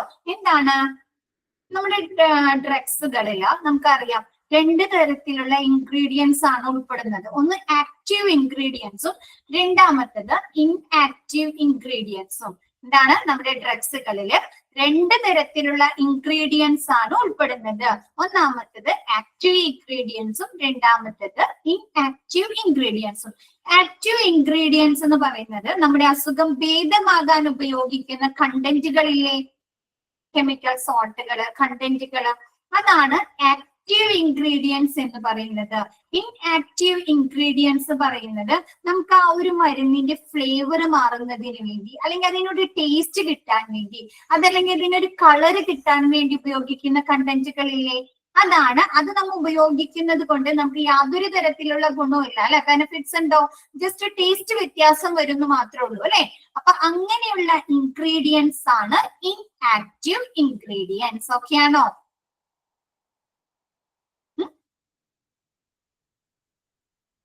എല്ലാവർക്കും ഓക്കെ ആണോ? രണ്ട് തരത്തിലുള്ള കണ്ടന്റ് ആണ് ആക്റ്റീവ് ഇൻഗ്രീഡിയൻസും ഇൻആക്റ്റീവ് ഇൻഗ്രീഡിയൻസും. ആക്റ്റീവ് ഇൻഗ്രീഡിയൻസ് എന്ന് പറഞ്ഞാൽ നമ്മുടെ ആ ഒരു രോഗം ഭേദമാക്കാൻ, നമുക്ക് അത് മാറാനായിട്ട് അതിൽ പ്രധാനമായും അടങ്ങിയിരിക്കേണ്ട കണ്ടന്റുകൾ, ഇൻഗ്രീഡിയൻസ് ആണ് ആക്റ്റീവ് ഇൻഗ്രീഡിയൻസ്. നമ്മ ഈ മരുന്നിന്റെ കവറൊക്കെ സ്ട്രിപ്പൊക്കെ എടുത്ത് നോക്കുമ്പോൾ കാണാറില്ലേ കണ്ടന്റ് എന്നൊക്കെ പറഞ്ഞ്? ശ്രദ്ധിച്ചിട്ടുണ്ടോ അതൊക്കെ? അപ്പൊ അങ്ങനെയുള്ള മെയിൻ ആയിട്ട് അടങ്ങിയിരിക്കേണ്ട, പ്രധാനമായും അടങ്ങിയിരിക്കേണ്ട ഇൻഗ്രീഡിയൻസ്. നെക്സ്റ്റ് പറയുന്നത് എന്താണ്? ഇൻആക്റ്റീവ് ഇൻഗ്രീഡിയൻസ് എന്ന് പറയുന്നത് അതിനൊരു ഫ്ലേവർ മാറാൻ, അല്ലെങ്കിൽ അതിന്റെ ടേസ്റ്റ് വ്യത്യാസപ്പെടാൻ, അല്ലെങ്കിൽ അതിന്റെ കളറിൽ വ്യത്യാസങ്ങൾ വരാൻ ഉപയോഗിക്കുന്ന ആ ഒരു കണ്ടന്റ് അല്ലെങ്കിൽ ആ ഒരു ഇൻഗ്രീഡിയൻസ് ആണ് ഇൻആക്റ്റീവ് ഇൻഗ്രീഡിയൻസ്. ഓക്കെ അല്ലേ? നെക്സ്റ്റ് എടുക്കാം അല്ലേ? പിന്നെ ടേബിൾ എടുക്കാം. ഫസ്റ്റത്തെ വരുന്നത് ആക്റ്റീവ് ഇൻഗ്രീഡിയൻസ്. അപ്പൊ രണ്ട് ഡ്രഗ്സുകളിലും ആക്റ്റീവ് ഇൻഗ്രീഡിയൻസ് എങ്ങനെയായിരിക്കും? ഒരേപോലെ ആയിരിക്കും അല്ലെ? ഡിഫറൻസ് വരുന്നുണ്ടോ? ജനറിക് ഡ്രഗ്സിലാണെങ്കിലും ബ്രാൻഡ് ഡ്രഗ്സിലാണെങ്കിലും ആക്റ്റീവ് ഇൻഗ്രീഡിയൻസ് എന്തായിരിക്കും? സെയിം ആയിരിക്കും അല്ലെ? നമ്മ ആ ഒരു അസുഖം മാറാൻ ഉപയോഗിക്കുന്ന മരുന്നല്ലത് പാരസെറ്റാമോള്, പെനഡോള്, ഡോളോ എന്ന് പറയുന്നത് ആ ഒരു പനി അല്ലെങ്കിൽ ആ ഒരു തലവേദന മാറാൻ ഉപയോഗിക്കുന്നതാണ് അല്ലെ? ആണോ? അപ്പൊ അതിലുള്ള ആ ഒരു ആക്റ്റീവ് ഇൻഗ്രീഡിയൻസ് എന്തായിരിക്കും? സെയിം ആയിരിക്കും. ഓക്കെ ആണോ? നെക്സ്റ്റ് പറയുന്നത് പ്രൈസ് അല്ലെ. എന്താണ്? ബ്രാൻഡഡ് ഡ്രഗ്സുകൾക്ക് പ്രൈസ് ഹയർ ഇൻ കോസ്റ്റ്. നമ്മുടെ ജനറിക് ഡ്രഗ്സുകൾക്കാട്ടും കോസ്റ്റ് പൈസ കൂടുതലായിരിക്കും. ജനറിക് ഡ്രഗ്സുകൾക്ക് ലോവർ ഇൻ കോസ്റ്റ് അല്ലെ, കോസ്റ്റ് കുറവായിരിക്കും. Next insurance coverage. Covered if no generic form exist. നമ്മുടെ ബ്രാൻഡഡ് ഡ്രഗ്സ് അതിന്റെ ലുക്സിലോ അതിന്റെ ലേബലിങ്ങിലോ അതിന്റെ സൈസിലോ എന്താവാൻ പാടില്ല എന്ന് നമ്മുടെ ജനറിക് ഡ്രഗ്സിന് സെയിം ആവാൻ പാടില്ല.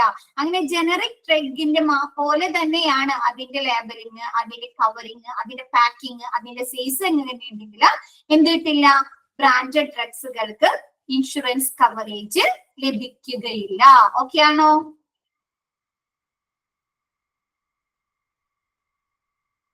എന്ന് വെച്ചാല് നമ്മുടെ പാരസെറ്റാമോളിന്റെ ആ ഒരു സെയിം കവറിങ്ങും അതിന്റെ സെയിം സ്ട്രിപ്പ് ഒക്കെ തന്നെയാണോ നമ്മുടെ ഡോളോ പാറിനൊക്കെ വരുന്നത്, ഡോളോക്കും ഒക്കെ വരുന്നത് ആണോ? പെനഡോളിനും ക്രോസിനൊക്കെ വരുന്നത് സെയിം പാക്കിംഗ് ആണോ? സെയിം പാക്കിംഗ് കളറൊക്കെ തന്നെയാണോ? ശ്രദ്ധിച്ച് അല്ല, വ്യത്യാസമുണ്ട് അല്ലെ? അപ്പൊ അതാണ് എന്താണ് നമ്മുടെ ജനറിക് ഡ്രഗ്സിന്റെ പോലെ പാക്കിങ്ങോ അതിന്റെ കളറോ അല്ലെങ്കിൽ അതിന്റെ പോലത്തുള്ള സൈസോ വരാൻ പാടില്ല. അതിൽ നിന്ന് ഡിഫറെന്റ് ആയിരിക്കണം നമ്മുടെ ബ്രാൻഡഡ് ഡ്രഗ്സുകള് ആ ഒരു സൈസും അതിന്റെ ആ ഒരു പാക്കിങ്ങും അതിന്റെ സ്ട്രിപ്പ് ഒക്കെ വരാനായിട്ട്. അപ്പൊ അതുകൊണ്ട് ജനറിക് ഡ്രഗ്സുകളുടെ പോലെ ആണെങ്കിൽ നമ്മുടെ ബ്രാൻഡഡ് ഡ്രഗ്സുകൾക്ക് ഇൻഷുറൻസ് കവറേജ് ലഭിക്കുകയില്ല. ഓക്കെ ആണോ? നെക്സ്റ്റ് ജനറിക് ഡ്രഗ്സുകൾക്ക് എങ്ങനെയാണ്? Normally always covered. നമ്മുടെ ജനറൽ ഡ്രഗ്സുകൾക്ക് എപ്പോഴും ഇൻഷുറൻസ് കവറേജ് ലഭിക്കുന്നുണ്ട്. ഓക്കെ ആണോ? അത്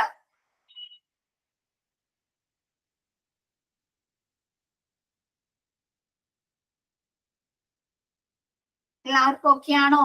വ്യക്തി നാള് കുറവാണല്ലോ. ഓക്കെ ആണോ മക്കളെ? ക്ലിയർ ആണോ? നെക്സ്റ്റ് എടുക്കട്ടെ മിസ്. നെക്സ്റ്റ് ഇൻആക്റ്റീവ് ഇൻഗ്രീഡിയൻസ് അല്ലെ? മിസ് പറഞ്ഞ എന്താണ് ഇൻആക്റ്റീവ് ഇൻഗ്രീഡിയൻസ് എന്താന്ന് പറഞ്ഞു അല്ലെ? കളറിന് വേണ്ടി, അതിന്റെ ടേസ്റ്റിന് വേണ്ടി അല്ലെ, അതിന്റെ ഫ്ലേവറിന് വേണ്ടി ഉപയോഗിക്കുന്നതാണ് അല്ലെ? അപ്പൊ അത് tested and approved by the FDA. നമ്മുടെ ഈ ഒരു ഇൻആക്റ്റീവ് ഇൻഗ്രീഡിയൻസ് നമ്മുടെ FDA food and drug administration check ചെയ്ത് അവര് ഉറപ്പാക്കിയ ക്വാളിറ്റി ഉറപ്പാക്കിയതിന് ശേഷം മാത്രമാണ് അത് അപ്രൂവ് ചെയ്യുന്നത്. അപ്പൊ അങ്ങനെയുള്ള ഇൻആക്റ്റീവ് ഇൻഗ്രീഡിയൻസ് നമ്മുടെ FDA ടെസ്റ്റ് ചെയ്തിട്ടുണ്ട് അല്ലെ? പരിശോധിച്ചിട്ടും അതിനെ അപ്രൂവ് ചെയ്തതുമായിട്ടുള്ള ഇൻആക്റ്റീവ് ഇൻഗ്രീഡിയൻസ് ആയിരിക്കും ബ്രാൻഡഡ് ഡ്രഗ്സിൽ ഉപയോഗിക്കുന്നത്. അതേപോലെ തന്നെ ജനറിക് ഡ്രഗ്സുകളിലും ഇൻആക്റ്റീവ് ഇൻഗ്രീഡിയൻസ് നമ്മുടെ FDA പ്രൂവൺ ചെയ്തത് അല്ലെ? അവര് ടെസ്റ്റ് ചെയ്ത് അപ്രൂവ് കൊടുത്തതായിരിക്കും. പക്ഷേ എന്താണ് നമ്മുടെ ബ്രാൻഡഡ് ഡ്രഗ്സുകളിൽ നിന്ന് ഇൻആക്റ്റീവ് ഇൻഗ്രീഡിയൻസിൽ വ്യത്യാസങ്ങൾ ഉണ്ടായിരിക്കും. അതിന്റെ കളറിലോ അതിന്റെ ഫ്ലേവറിലോ ഒക്കെ എന്തുണ്ടായിരിക്കും? വ്യത്യാസങ്ങൾ ഉണ്ടായിരിക്കും. ഓക്കെ ആണോ? May differ but proven to be acceptable by the FDA. Okay അല്ലേ? ഇൻആക്റ്റീവ് ഇൻഗ്രീഡിയൻസ് ബ്രാൻഡഡ് ഡ്രഗ്സുകളിൽ നിന്ന് വ്യത്യാസം ഉണ്ടായിരിക്കും ജനറൽ ഡ്രഗ്സുകളിൽ. പക്ഷെ ആ ഒരു ഇൻആക്റ്റീവ് ഇൻഗ്രീഡിയൻസ് നമ്മുടെ food and drug administration check ചെയ്ത് വിലയിരുത്തി അവര് ഉറപ്പ് നൽകിയതായിരിക്കും. ക്വാളിറ്റി ടെസ്റ്റ് ഒക്കെ ചെയ്ത് അവര് അപ്രൂവ് ചെയ്തതായിരിക്കും. നെക്സ്റ്റ് വരുന്നത് സ്ട്രെങ്ത് ആൻഡ് ഡോസേജ് അല്ലെ? നമ്മ ഈ ഒരു ഡ്രഗ്സുകളുടെ സ്ട്രെങ്ത്തിലും ഡോസേജ് എന്തായിരിക്കും? വ്യത്യാസങ്ങൾ ഉണ്ടായിരിക്കോ? സെയിം ആയിരിക്കും അല്ലെ? നോ ഡിഫറൻസ് അല്ലെ? നമ്മുടെ ബ്രാൻഡഡ് ഡ്രഗ്സിന്റെ സ്ട്രെങ്ത്തും ഡോസേജും ജനറിക് ഡ്രഗ്സിന്റെ സ്ട്രെങ്ത്തും ഡോസേജിലും വ്യത്യാസങ്ങളില്ല. രണ്ടും ഒരുപോലെ തന്നെ ആയിരിക്കും. നെക്സ്റ്റ് പറയുന്നത് appearance or look. Drugs are standardised in size, colour, packing etcetera അല്ലെ? നമ്മുടെ ബ്രാൻഡഡ് ഡ്രഗ്സുകളുടെ അതിന്റെ സ്റ്റാൻഡേർഡിൽ, അതിന്റെ സൈസില്, അതിന്റെ കളറില്, അതിന്റെ പാക്കേജിങ്ങിലൊക്കെ സ്റ്റാൻഡേർഡ് ആയിരിക്കും അല്ലെ? നെക്സ്റ്റ് ജനറിക് ഡ്രഗ്സുകളുടെ packaging and the drug itself may look different അല്ലെ? നമ്മുടെ ബ്രാൻഡഡ് ഡ്രഗ്സുകളിൽ നിന്ന് ജനറൽ ഡ്രഗ്സിന്റെ ലുക്കിലും ഒക്കെ വ്യത്യാസങ്ങൾ ഉണ്ടായിരിക്കും. പാക്കേജിങ്ങിലും അതിന്റെ ലുക്സിലൊക്കെ വ്യത്യാസം ഉണ്ടായിരിക്കും. ഓക്കെ ആണോ? എഴുതിയെടുക്കാണോ എല്ലാവരും? എല്ലാവരും എഴുതിയെടുക്കാണോ? കഴിഞ്ഞോ? മിസ് ഇട്ടുതരാം. ക്ലിയർ ആയോ? മിസ് പറഞ്ഞത് ഓക്കെ ആണോ? എഴുതിയെടുത്തോട്ടോ. കഴിഞ്ഞോ? എല്ലാവരെയും കഴിഞ്ഞോ? കഴിഞ്ഞോ? കഴിഞ്ഞിട്ടില്ല? എഴുതിക്കോന്നാ, വേഗം എഴുതിക്കോട്ടോ. എന്നിട്ട് നമുക്ക് അത് നമ്മുടെ പ്രിന്റിലുള്ളത് നമുക്ക് നോക്കാം.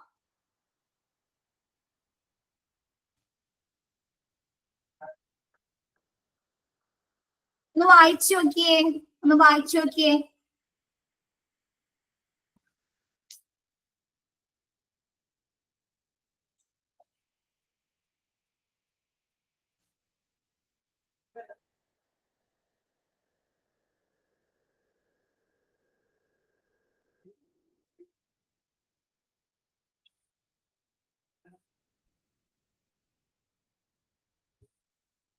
ആക്റ്റീവ് ഇൻഗ്രീഡിയൻസ് രണ്ടിലും വ്യത്യാസമില്ല അല്ലെ, രണ്ടിലും സെയിം ആയിരിക്കും, ഒരേപോലെ ആയിരിക്കും. പ്രൈസ് ബ്രാൻഡഡ് ഡ്രഗ്സുകൾക്ക് ഹയർ ഇൻ കോസ്റ്റ് ആയിരിക്കും, ജനറിക് ഡ്രഗ്സുകൾക്ക് ലോവർ ഇൻ കോസ്റ്റ് ആയിരിക്കും. ഇൻഷുറൻസ് കഴിഞ്ഞു. ഇൻഷുറൻസ് കവറേജ് നമ്മുടെ ബ്രാൻഡഡ് ഡ്രഗ്സുകൾ ജനറിക് ഡ്രഗുകളുടെ ഫോമിൽ അല്ലെങ്കിൽ അതേപോലെ തന്നെ അല്ലെങ്കിൽ ആ ഒരു ബ്രാൻഡഡ് ഡ്രഗ്സുകൾക്ക് കവറേജ് ലഭിക്കുന്നുണ്ട്. നമ്മുടെ ജനറിക് ഡ്രഗ്സുകൾക്ക് എല്ലായ്പ്പോഴും ഇൻഷുറൻസ് കവറേജ് ലഭിക്കുന്നു. ഇൻആക്റ്റീവ് ഇൻഗ്രീഡിയൻസ് എന്താണ്, നമ്മുടെ ഫുഡ് ആൻഡ് ഡ്രഗ് അഡ്മിനിസ്ട്രേഷൻ പരിശോധിച്ച് ഉറപ്പ് നൽകിയിട്ടുള്ള ഇൻആക്റ്റീവ് ഇൻഗ്രീഡിയൻസ് ആയിരിക്കും ബ്രാൻഡഡ് ഡ്രഗ്സുകൾ ഉപയോഗിക്കുന്നത്. അതേപോലെ തന്നെ ഇൻആക്റ്റീവ് ഇൻഗ്രീഡിയൻസ് നമ്മുടെ ബ്രാൻഡഡ് ഡ്രഗ്സുകളിൽ നിന്ന് ജനറിക് ഡ്രഗ്സുകളിൽ വ്യത്യാസം ഉണ്ടായിരിക്കും. പക്ഷെ ആ ഉപയോഗിക്കുന്ന ഇൻആക്റ്റീവ് ഇൻഗ്രീഡിയൻസ് നമ്മുടെ ഫുഡ് ആൻഡ് ഡ്രഗ് അഡ്മിനിസ്ട്രേഷൻ അവരെ ടെസ്റ്റ് ചെയ്ത് അപ്രൂവ് കൊടുത്ത് തന്നെ ആയിരിക്കും. നെക്സ്റ്റ് പറയുന്നത് ആ ഒരു ഡ്രഗ്സുകൾ ജനറിക് ഡ്രഗ് ആയിക്കോട്ടെ ബ്രാൻഡഡ് ഡ്രഗ്സുകളൊക്കെ അത് ഉപയോഗിക്കുന്ന സമയത്ത് നമുക്ക് അതിൽ നിന്ന് കിട്ടുന്ന ആ ഒരു ഔട്ട്കം അല്ലെ, അതിന്റെ സ്ട്രെങ്തും ഡോസേജും സെയിം ആയിരിക്കും അല്ലെ, രണ്ടിലും വ്യത്യാസങ്ങൾ വരുന്നില്ല. അപ്പിയറൻസ് ആൻഡ് ലുക്ക് എന്താണ്, ഡ്രഗ്സുകൾ നമ്മുടെ ബ്രാൻഡഡ് ഡ്രഗ്സുകളുടെ സൈസിൽ കളറിൽ പാക്കേജിങ്ങിലൊക്കെ എന്താണ് സ്റ്റാൻഡേർഡൈസ്ഡ് ആയിരിക്കും അല്ലെ. നെക്സ്റ്റ് പക്ഷെ ജനറിക് ഡ്രഗ്സുകൾ നമ്മുടെ ബ്രാൻഡഡ് ഡ്രഗ്സുകളിൽ നിന്ന് അതിന്റെ ലുക്സിലും അതിന്റെ പാക്കേജിങ്ങിലും വ്യത്യാസം ഉണ്ടായിരിക്കും. ഓക്കെ അല്ലേ, നമുക്ക് എടുക്കാം അല്ലെ, പ്രിന്റ് എടുക്കാം.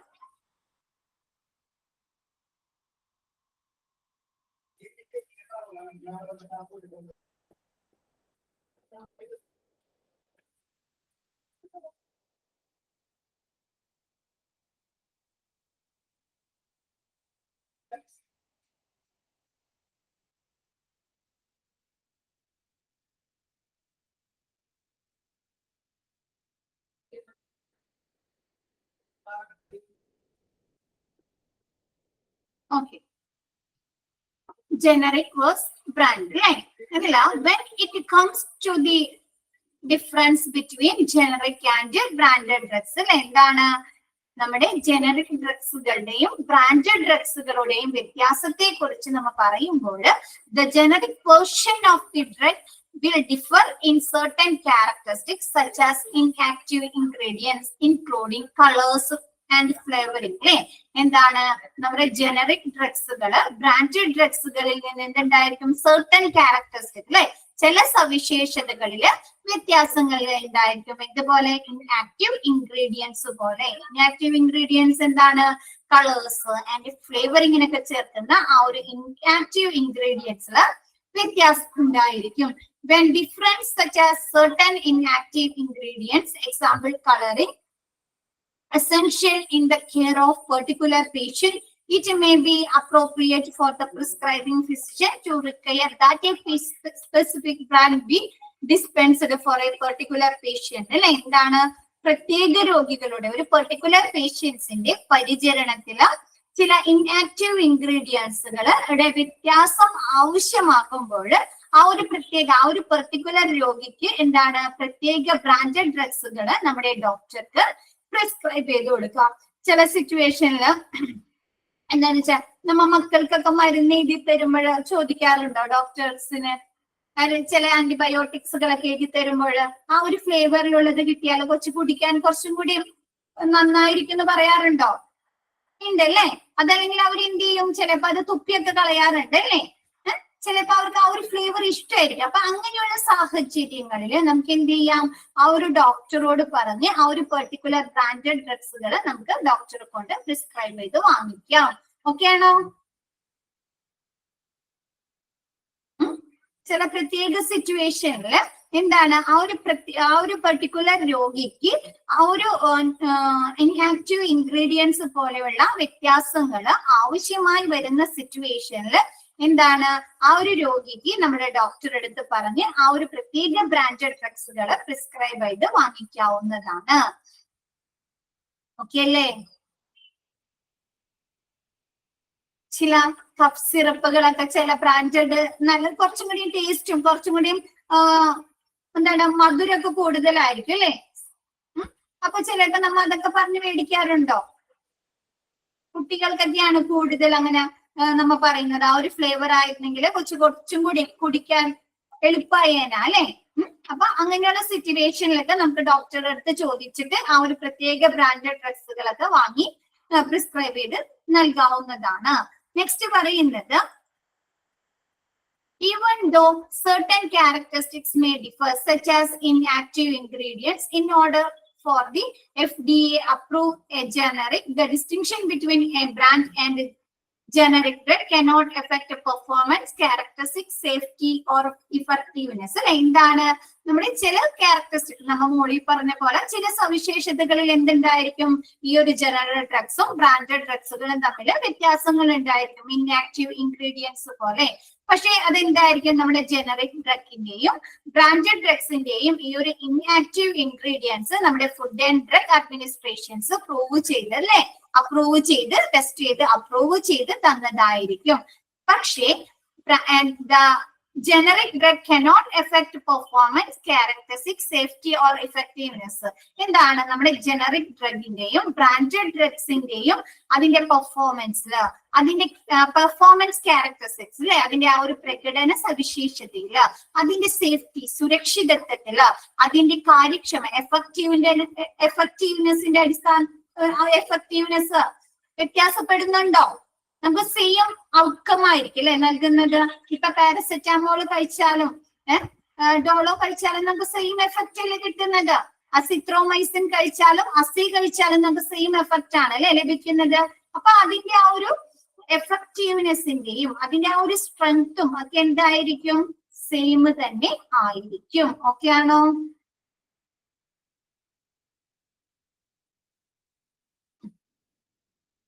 നെക്സ്റ്റ് പറയുന്നത് the generic version of a drug will not look like the branded brand because trademark law in the US do not allow the generic drug to look exactly like other drugs already on the market.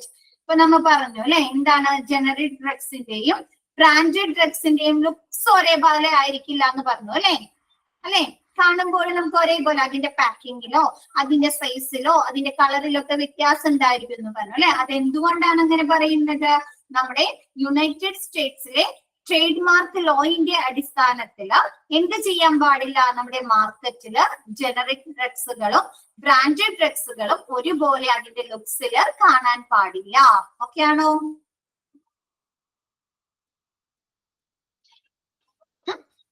എന്താണ് നമ്മുടെ U എസിലെ trade mark ലോയിന്റെ അടിസ്ഥാനത്തിൽ അവര് പറയുന്നത് എന്താണ്? ആ ഒരു trade മാർക്കില് നമ്മുടെ മാർക്കറ്റില് വിപണിയില് നമ്മുടെ ബ്രാൻഡഡ് ഡ്രഗ്സുകളും ജനറിക് ഡ്രഗ്സുകളും ഒരുപോലെ വരാൻ പാടില്ല.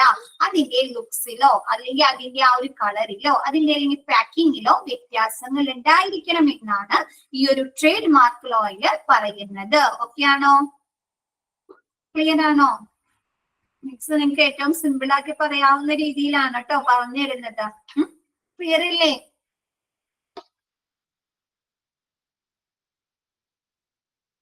ആ ഒരു പാരഗ്രാഫ് ഓക്കെ ആണോ? നമ്മൊരു ആദ്യം തന്നെ ഒരു ടേബിൾ പഠിച്ചു, പിന്നെ ഒരു പാരഗ്രാഫ് പഠിച്ചു. ഓക്കെ അല്ലേ? നെക്സ്റ്റ് ഡെഫിനിഷൻ ഓഫ് RX കണ്ടിട്ടുണ്ടോ? RX കണ്ടിട്ടുണ്ടോ എവിടെയെങ്കിലും? നിങ്ങൾ RX കണ്ടിട്ടുണ്ടോ? ഉണ്ട്. എവിടെയാ കണ്ടിരിക്കുന്നത് അശ്വതി? എവിടെയാ കണ്ടിരിക്കുന്നത്? കവറിൽ കണ്ടിട്ടുണ്ട്. ഡ്രഗ്സിന്റെ കവറിൽ കണ്ടിട്ടുണ്ട് അല്ലേ? മെഡിസിന്റെ കവറിൽ കണ്ടിട്ടുണ്ട്. അല്ലാണ്ട് എവിടെയും കണ്ടിട്ടില്ല നിങ്ങൾ RX? പ്രിസ്ക്രിപ്ഷന്റെ ഹെഡിങ്ങിൽ അല്ലേ? സൂപ്പർസ്ക്രിപ്ഷൻ പോലെ എഴുതിയിട്ടില്ലേ അല്ലേ? ഹെഡിങ് ആയിട്ട് ഡോക്ടേഴ്സ് RX എഴുതി ഒരു അണ്ടർലൈൻ ചെയ്തിട്ടൊക്കെ ആയിരിക്കും അല്ലെ നമ്മുടെ മരുന്നുകൾ എഴുതി തരുന്നത്. ശ്രദ്ധിച്ചിട്ടുണ്ടോ അതൊക്കെ?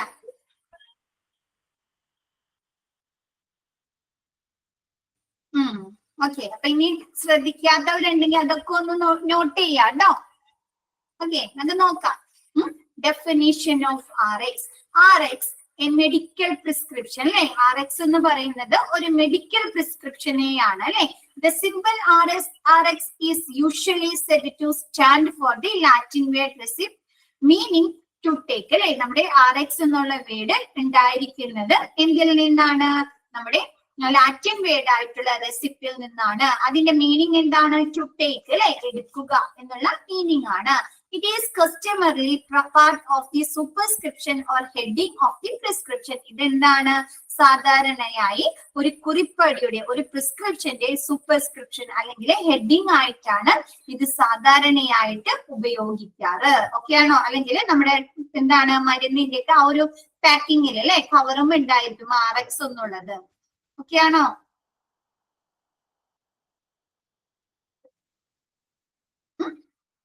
ക്വസ്റ്റ്യൻ വരുന്നതാണ് കേട്ടോ, ഇമ്പോർട്ടന്റ് ആണ്. RX എന്താണ് ഡിനോട്ട് എന്ന് പറഞ്ഞൊക്കെ ചോദിക്കാം. RX ഏത് വേർഡിൽ നിന്ന്, ഏത് ലാറ്റിൻ വേർഡിൽ നിന്നാണ് ഉണ്ടായിരിക്കുന്നത്, അല്ലെങ്കിൽ ആ ഒരു ലാറ്റിൻ വേർഡിന്റെ മീനിങ് എന്താണ്, RX എവിടെയാണ് ഉപയോഗിക്കുന്നത് എന്നൊക്കെ പറഞ്ഞ ക്വസ്റ്റ്യൻ വരാം കേട്ടോ.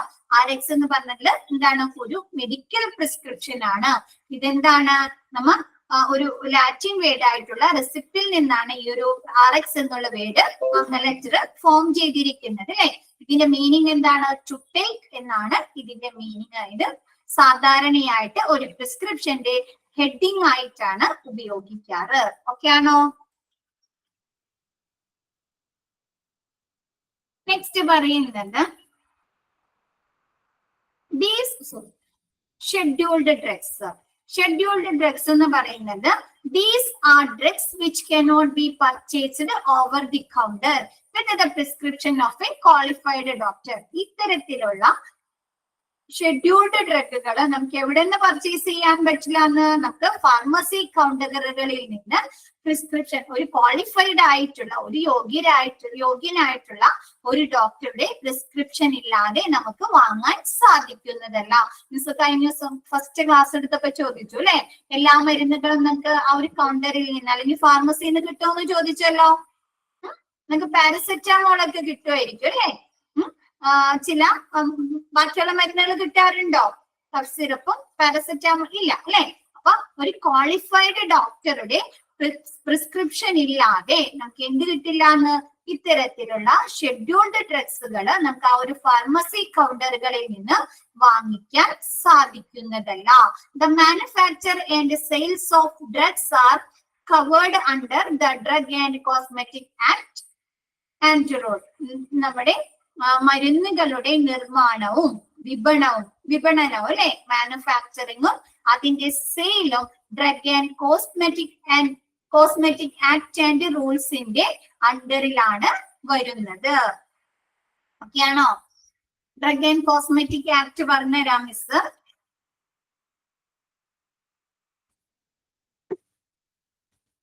ഡ്രഗ്സുകളുടെ വിപണനവും വിൽപ്പനയും അല്ലെ എന്താണ്? നമ്മുടെ drugs and cosmetic act and റൂളിന്റെ അണ്ടറിലാണ് വരുന്നത്. ഡ്രഗ് ആൻഡ് കോസ്മെറ്റിക് ആക്ട് എന്ന് പറയുന്നത് മരുന്നുകളുടെ ഇറക്കുമതി അല്ലെ. ചില മരുന്നുകൾ നമ്മൾ എന്ത് ചെയ്യാറുണ്ട്? പുറം രാജ്യങ്ങളിൽ നിന്ന് ഇറക്കുമതി ചെയ്യാറുണ്ടോ? ഇമ്പോർട്ട് ചെയ്യാറുണ്ട് അല്ലെ. ഉണ്ട്. അപ്പൊ അങ്ങനെയുള്ള മരുന്നുകളുടെ ഇറക്കുമതി, അവയുടെ ഉൽപാദനം, മാനുഫാക്ചറിംഗ്, പ്രൊഡക്ഷൻ, അവയുടെ ഉൽപാദനം, വിതരണം എന്നിവ നിയന്ത്രിക്കുന്നതിന്, ഇത്തരത്തിലുള്ള കാര്യങ്ങള് നിയന്ത്രിക്കുന്നതിന് ഇന്ത്യൻ പാർലമെന്റിന്റെ നിയമമാണ് drug and cosmetic act and rules. ഓക്കെയാണോ? ഇത് 1940 നിലവിൽ വന്നത്. നമ്മുടെ മരുന്നുകളുടെ ഇറക്കുമതി, അവയുടെ ഉൽപാദനം, അവയുടെ വിതരണം എന്നിവ നിയന്ത്രിക്കുന്നതിന് വേണ്ടി നമുക്ക് ഒരുപാട് മരുന്നുകൾ പുറം രാജ്യങ്ങളിൽ നിന്ന് ഇറക്കുമതി ചെയ്യാൻ സാധിക്കോ? ഇറക്കുമതി ചെയ്യാം. അതിനൊക്കെ ഒരു കൺട്രോൾ വേണം അല്ലെ. മാക്സിമം ഇത്ര ഇറക്കുമതി ചെയ്യാം അല്ലെ. ചില മരുന്നുകൾ എന്തുണ്ട്? നമ്മുടെ മാർക്കറ്റിൽ ബാൻ ചെയ്യുന്നുണ്ട് അല്ലെ. ചില മരുന്നുകളും രോഗികൾക്ക് കൊടുക്കുന്നതില്. അപ്പൊ നമ്മ അതൊക്കെ പുറം രാജ്യത്ത് നിന്ന് ഇറക്കുമതി ചെയ്യാൻ പാടുണ്ടോ? ഉണ്ടോ? ഇല്ല അല്ലെ? അപ്പൊ അത്തരത്തിലുള്ള മരുന്നുകളുടെ ഇറക്കുമതി, ഉൽപാദനം, വിതരണം എന്നിവ നിയന്ത്രിക്കുന്നതിന് വേണ്ടി, ഇത്തരം കാര്യങ്ങള് നിയന്ത്രിക്കുന്നതിന് വേണ്ടി നമ്മുടെ ഇന്ത്യൻ പാർലമെന്റ് കൊണ്ടുവന്നിട്ടുള്ള നിയമമാണ് drug and cosmetic act and rules. ഇത് 1940 നിലവിൽ വന്നത്. ഇത്ര ഓക്കെ ആണോ?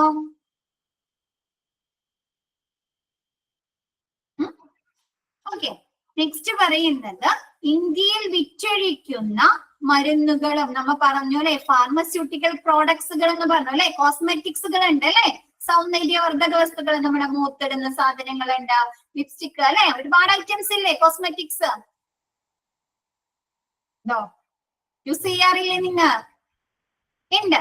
അതൊക്കെ എന്താണ്? അതിന്റെയൊക്കെ സേഫ്റ്റി, സുരക്ഷിതത്വം ഒക്കെ ഉറപ്പാക്കിയിട്ട് വേണ്ടേ ആ ഒരു വിൽപ്പന നടത്താൻ, സെയിൽ ചെയ്യാനായിട്ട് ആണോ? അല്ലെങ്കിൽ എന്തു വെച്ചും ഉപയോഗിക്കുന്നവർക്ക് എന്തെങ്കിലും രീതിയിലുള്ള ഹെൽത്ത് ഇഷ്യൂസ് ഉണ്ടാവാം അല്ലേ? ആണോ? ആണ് അല്ലെ? അപ്പൊ ഇന്ത്യയിൽ വിറ്റഴിക്കുന്ന മരുന്നുകളും സൗന്ദര്യവർദ്ധക വസ്തുക്കളും സുരക്ഷിതവും രാജ്യത്തെ ഗുണനിലവാര നിബന്ധനകൾക്ക് അനുയോജ്യവും ആണെന്ന് ഉറപ്പുവരുത്തുക എന്നുള്ളതാണ് ഈ ഒരു നിയമത്തിന്റെ ലക്ഷ്യം എന്ന് പറയുന്നത്. എന്താണ്? നമ്മുടെ ഇന്ത്യയില് വിറ്റഴിക്കുന്ന മരുന്നുകളുടെയും സൗന്ദര്യവർദ്ധക വസ്തുക്കളുടെയും എന്താണ്?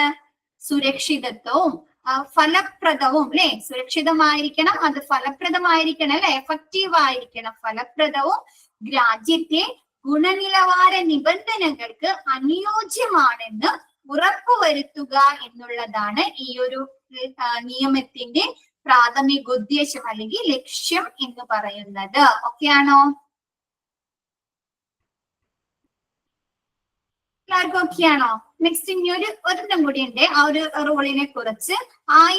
കൂടാതെ 1945 ഇവരെന്ത് ചെയ്തു? ഈ ഒരു ഡ്രഗ്സ്, ഈ ഒരു നിയമത്തിന്റെ അണ്ടറില് നമ്മുടെ ഈ ഒരു ഡ്രഗ്സ് ആൻഡ് കോസ്മെറ്റിക് ഐറ്റംസ് അല്ലെങ്കിൽ അതുമായി ബന്ധപ്പെട്ടിട്ടുള്ള പ്രവർത്തനങ്ങള് വിവിധ ഷെഡ്യൂളുകൾക്ക് അണ്ടറിലായി തിരിച്ച് വിവിധ ഷെഡ്യൂളുകൾക്ക് കീഴിലുള്ള മരുന്നുകളുടെ വർഗീകരണം, ഓരോ ഷെഡ്യൂളുകളിലെയും മരുന്നുകളുടെ സംഭരണം, വിൽപ്പന, പ്രദർശനം, മരുന്ന് കുറിപ്പടി എന്നിവയെ സംബന്ധിക്കുന്ന നിബന്ധനകളും ഈ ഒരു റൂൾസിൽ ഉൾക്കൊള്ളുന്നു.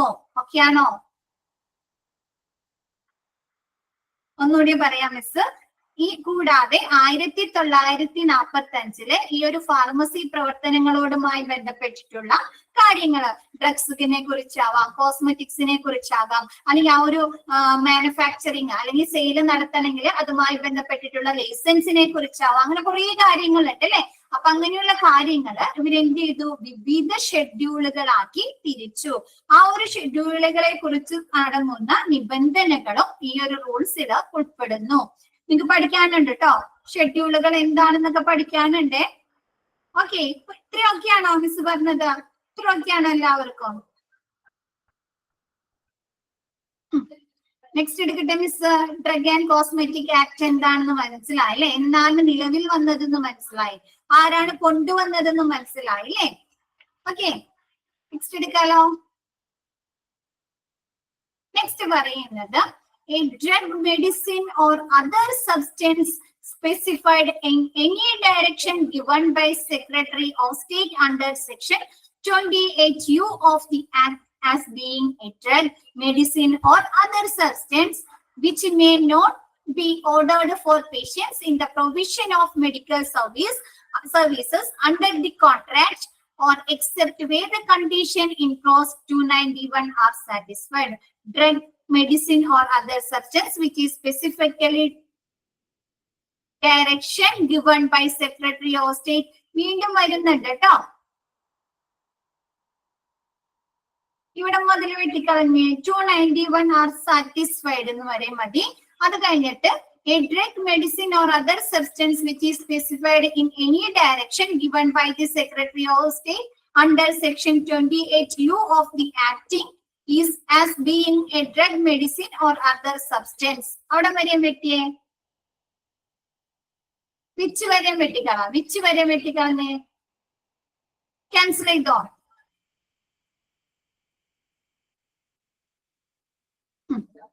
അപ്പൊ ഇതിൽ പറയുന്നത് എന്താണ്? ഡ്രഗ് ആൻഡ് കോസ്മെറ്റിക് ആക്ടിലെ സെക്ഷൻ 28U പ്രകാരം നമ്മുടെ സ്റ്റേറ്റ് സെക്രട്ടറി നൽകുന്ന ഏതെങ്കിലും നിർദ്ദേശങ്ങൾ വ്യക്തമാക്കാത്തതോ, അതായത് ഈ 28U സ്റ്റേറ്റ് സെക്രട്ടറി നൽകുന്ന നിർദ്ദേശങ്ങൾ 28U എന്ന് പറയുന്നത് നമ്മുടെ ഡ്രഗ്സിന്റെ പാക്കിങ്ങിൽ നമുക്ക് കുറെ കാര്യങ്ങൾ കാണുന്നില്ലേ? RX എഴുതിയിട്ടുണ്ടാവും അല്ലെ? പറഞ്ഞ പോലെ RX എഴുതിയിട്ടുണ്ടാവും. അതേപോലെ എന്താണ്? മാനുഫാക്ചറുടെ ഡീറ്റെയിൽസ് കാണുന്നുണ്ടോ? മാനുഫാക്ചറുടെ ഡീറ്റെയിൽസ് കാണുന്നുണ്ടോ അല്ലെ? അതിന്റെ കണ്ടന്റുകൾ കാണുന്നുണ്ടോ? കണ്ടന്റുകൾ അല്ലെ? ആ ഒരു മെഡിസിനില് ഏതൊക്കെ കണ്ടന്റ് അടങ്ങിയിട്ടുണ്ടെന്ന് കാണുന്നുണ്ടോ? അപ്പൊ അങ്ങനെയുള്ള നിർദ്ദേശങ്ങളാണ് നമ്മുടെ സ്റ്റേറ്റ് സെക്രട്ടറി 28U പറയുന്നത്. അപ്പൊ ആ ഒരു 28U പറയുന്ന നിർദ്ദേശങ്ങൾ വ്യക്തമാക്കാത്തതോ, അപ്പൊ എന്ത് വേണം? എല്ലാ മെഡിസിനുകളുടെയും മാനുഫാക്ചറിംഗില് ഇത്തരത്തിലുള്ള നിർദ്ദേശങ്ങൾ പറയണം അല്ലെ? RX ആണോ NRX ആണോ അല്ലെ? അതിൽ ഏതൊക്കെ കണ്ടന്റ് അടങ്ങിയിട്ടുണ്ട് അല്ലെ? ഏത് മാനുഫാക്ചർ ആണ് അത് പ്രൊഡ്യൂസ് ചെയ്യുന്നത്, ഏത് ബാച്ച് നമ്പർ ആണ് അല്ലെ? അങ്ങനെയുള്ള വിവരങ്ങൾ ഉൾപ്പെടുത്തിയിട്ടുണ്ടായിരിക്കണം. ഓക്കെ ആണോ? നെക്സ്റ്റ് പറയുന്നത് ഒരു ഡ്രഗ് അല്ലെങ്കിൽ മെഡിസിൻ അല്ലെങ്കിൽ അതർ സബ്സ്റ്റൻസ് എന്താണ്? ഒരു കരാർ പ്രകാരം മെഡിക്കൽ സേവനം നൽകാൻ പാടില്ലാത്തതോ അല്ലെങ്കിൽ നമ്മുടെ രോഗികൾക്ക് ഓർഡർ ചെയ്യാൻ പാടില്ലാത്തതോ ആയ വസ്തുക്കളാണെങ്കിൽ എന്താണ്? ക്ലോസ് 291 സാറ്റിസ്ഫൈഡ് ചെയ്യുന്നതാണ്. 291 എന്ന് പറയുന്നത് എന്താണ്? അവർക്ക് പെനാൽറ്റി അല്ലെ? എന്താണ്? പിഴയും ഫൈനും വരാം, അല്ലെങ്കിൽ അവരെന്താണ്? ജയിലിൽ കിടക്കാനും സാധ്യതയുണ്ട് എന്നാണ് 291 അതായത് നിയമപ്രകാരം അല്ലെ? നിയമ നടപടികള് ആ ഒരാൾക്ക് ഇപ്പൊ ഏതെങ്കിലും ഒരു ഫാർമസിയിൽ ആളാണ് കൊടുത്തതെങ്കിൽ അയാൾക്ക് അല്ലെങ്കിൽ ഡോക്ടറിന് എതിരെ എന്താണ്? നിയമ നടപടികൾ സ്വീകരിക്കാൻ സാധ്യതയുണ്ട് എന്നാണ് പറയുന്നത്. ഓക്കെ ആണോ? ചില മരുന്നുകൾ എന്ത് ചെയ്യാൻ പാടില്ല? നമ്മ രോഗികൾക്ക് എഴുതി കൊടുക്കാൻ പാടില്ല അല്ലെ? ചിലപ്പോ അത് നമ്മുടെ വിപണിയില് ബാൻ ചെയ്ത മരുന്നുകളായിരിക്കും. അപ്പൊ അത്തരത്തില് നമ്മ നൽകാൻ പാടില്ലാത്ത, സേവനം നൽകാൻ പാടില്ലാത്തതോ അല്ലെങ്കിൽ രോഗികൾക്ക് ഓർഡർ ചെയ്യാൻ പാടില്ലാത്തതോ ആയിട്ടുള്ള മരുന്നുകളോ അല്ലെങ്കിൽ മറ്റ് സബ്സ്റ്റൻസുകളോ നൽകുകയാണെങ്കിൽ എന്താണ്? 291 സാറ്റിസ്ഫൈ ചെയ്യുന്നതാണ്. ഓക്കെ ആണോ?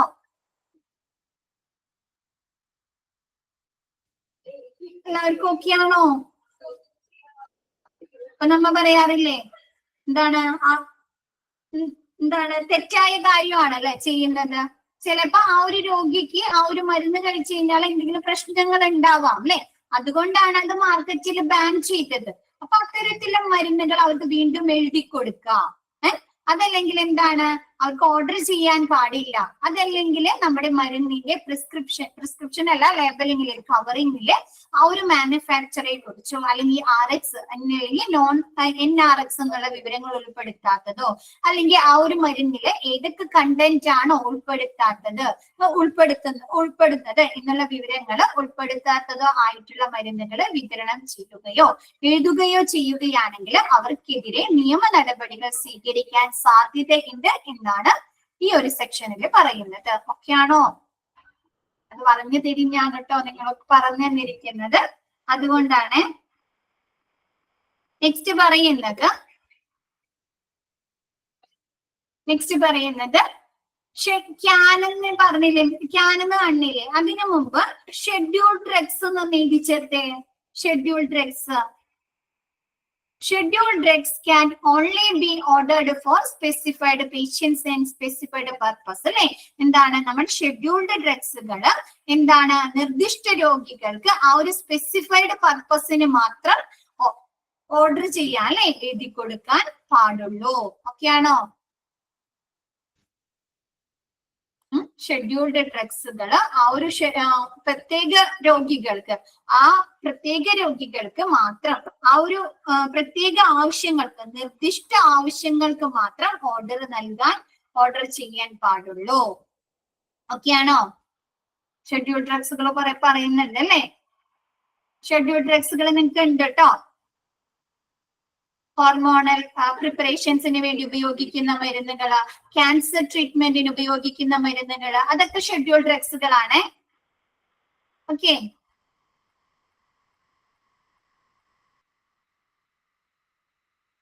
എടുക്കട്ടെ, നെക്സ്റ്റ് എടുക്കട്ടെ മിസ്. ഓക്കെ അല്ലേ?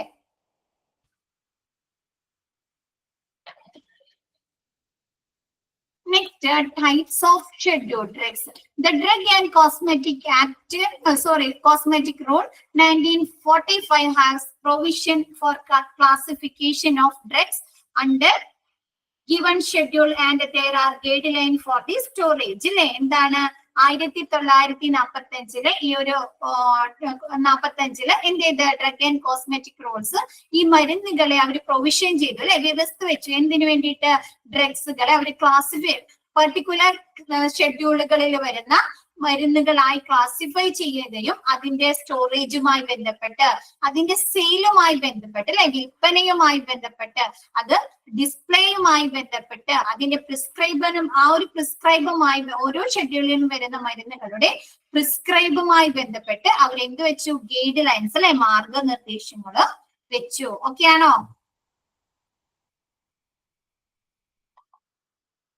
വ്യവസ്ഥ വെച്ചു.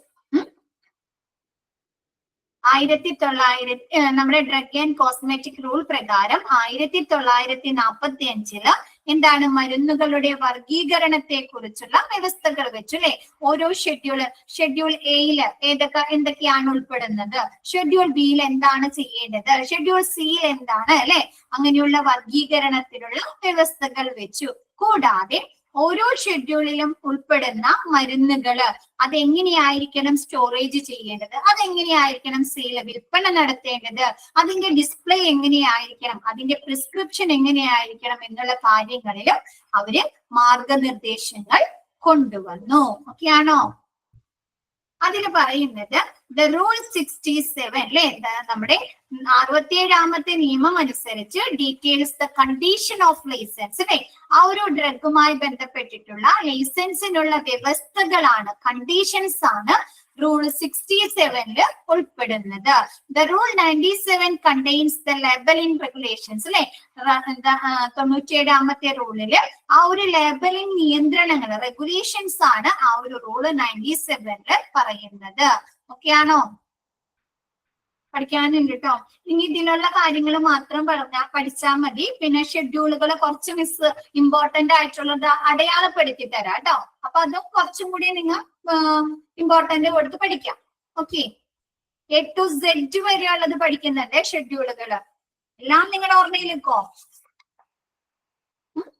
എളുപ്പമാണ് കേട്ടോ. പക്ഷെ നമ്മൾ മനസ്സിലാക്കി പഠിക്കുകയാണെങ്കിൽ സിമ്പിൾ ആണ്. കുറച്ചും കൂടി ഇൻട്രസ്റ്റിംഗ് ആയിട്ടുള്ള ഒരു സെക്ഷൻ ആണ് കേട്ടോ അത്. ഇത്രയൊക്കെയാണോ? 67ാമത്തെ റൂളിൽ എന്താ പറയുന്നത്? നമ്മുടെ ഡ്രഗ് ആൻഡ് കോസ്മെറ്റിക് റൂള് 67 പറയുന്നത് ലൈസൻസ് നമ്മൾ പറഞ്ഞു അല്ലെ, 3 തരത്തിലുള്ള ലൈസൻസ് ഒക്കെ പറഞ്ഞില്ലേ? Retail licence, manufacturing licence, wholesale licence. ഓർമ്മയുണ്ടോ? ഡ്രഗ് ലൈസൻസ് പറഞ്ഞപ്പോ മിസ് പറഞ്ഞിട്ടുണ്ടേ. അപ്പൊ അങ്ങനെയുള്ള 3 ലൈസൻസിനെയും കുറിച്ചുള്ള വ്യവസ്ഥകള്, കണ്ടീഷൻസ് ആണ് 67ാമത്തെ റൂളിൽ പറയുന്നത്. നെക്സ്റ്റ് റൂൾ 97 ലേബലിംഗ് റെഗുലേഷൻസിലെ ഓരോ മരുന്നുകളും എങ്ങനെയായിരിക്കണം ലേബലിംഗ് ചെയ്യേണ്ടത്, എങ്ങനെയായിരിക്കണം അതിന്റെ പാക്കിംഗ് അല്ലെ. അപ്പൊ അങ്ങനെയുള്ള കാര്യങ്ങളാണ് റൂൾ 97 ഉൾപ്പെടുന്നത്. ഓക്കെ ആണോ?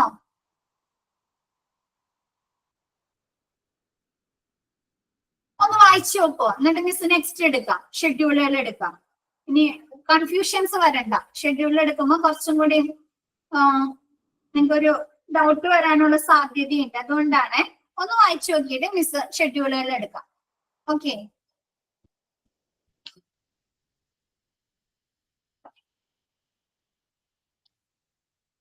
ക്ലിയർ ആവുന്നുണ്ടോ?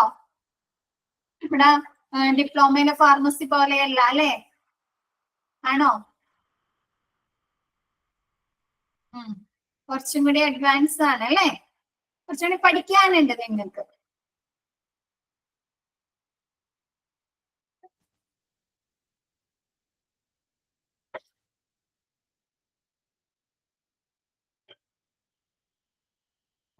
നോക്കിയോ?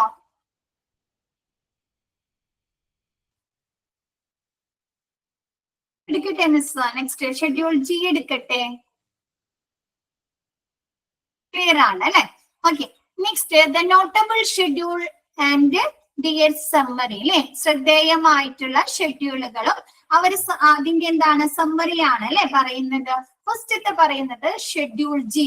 നോട്ട് ചെയ്യാട്ടോ, ഷെഡ്യൂൾ ജി ഇമ്പോർട്ടന്റ് ആണ്. Schedule g most of these drugs are hormonal preparations അല്ലെ? എന്താണ് നമ്മൾ ഈ ഡ്രഗ്സുകളിൽ കൂടുതലും ഉൾപ്പെടുന്നത് ഹോർമോണൽ പ്രിപ്പറേഷന് വേണ്ടി ഉപയോഗിക്കുന്ന മരുന്നുകളാണ്. The drug label must display the text caution it is dangerous to take this prescription except under medical supervision അല്ലെ? അപ്പൊ ഇതില് നിർബന്ധമായിട്ടും എഴുതേണ്ട ആ ഒരു ലേബലിംഗിൽ എഴുതേണ്ട ടെക്സ്റ്റ് ആണ് എന്താണ്? കോഷൻ അല്ലെ? ജാഗ്രത എന്നുള്ള അർത്ഥത്തില് ജാഗ്രത എന്താണ്? ഒരു മെഡിക്കൽ സൂപ്പർവിഷന്റെ അണ്ടറിൽ അല്ലാതെ അല്ലെ, അവരുടെ മേൽനോട്ടത്തിലല്ലാതെ ഇത്തരം മരുന്നുകൾ നമ്മൾ ഉപയോഗിക്കുന്നത് എന്താണ്? ഡേഞ്ചറസ് ആണ് അല്ലെ? അപകടകരമാണ്. നെക്സ്റ്റ് പറയുന്നത് example of substance under this schedule. ഈ ഒരു ഷെഡ്യൂളിന് അണ്ടറിൽ വരുന്ന സബ്സ്റ്റൻസസിന് എക്സാമ്പിൾ ആണ്, ഉദാഹരണങ്ങളാണ് testolactone, hydroxyurea, carbutamide, primidone etcetera. Testolactone എന്ന് പറയുന്നത് കേട്ടിട്ടുണ്ടോ ആരെങ്കിലും? ടെക്സ്റ്റ് ലാക്ടോൺ കേട്ടിട്ടുണ്ടോ ഒരു പേര്?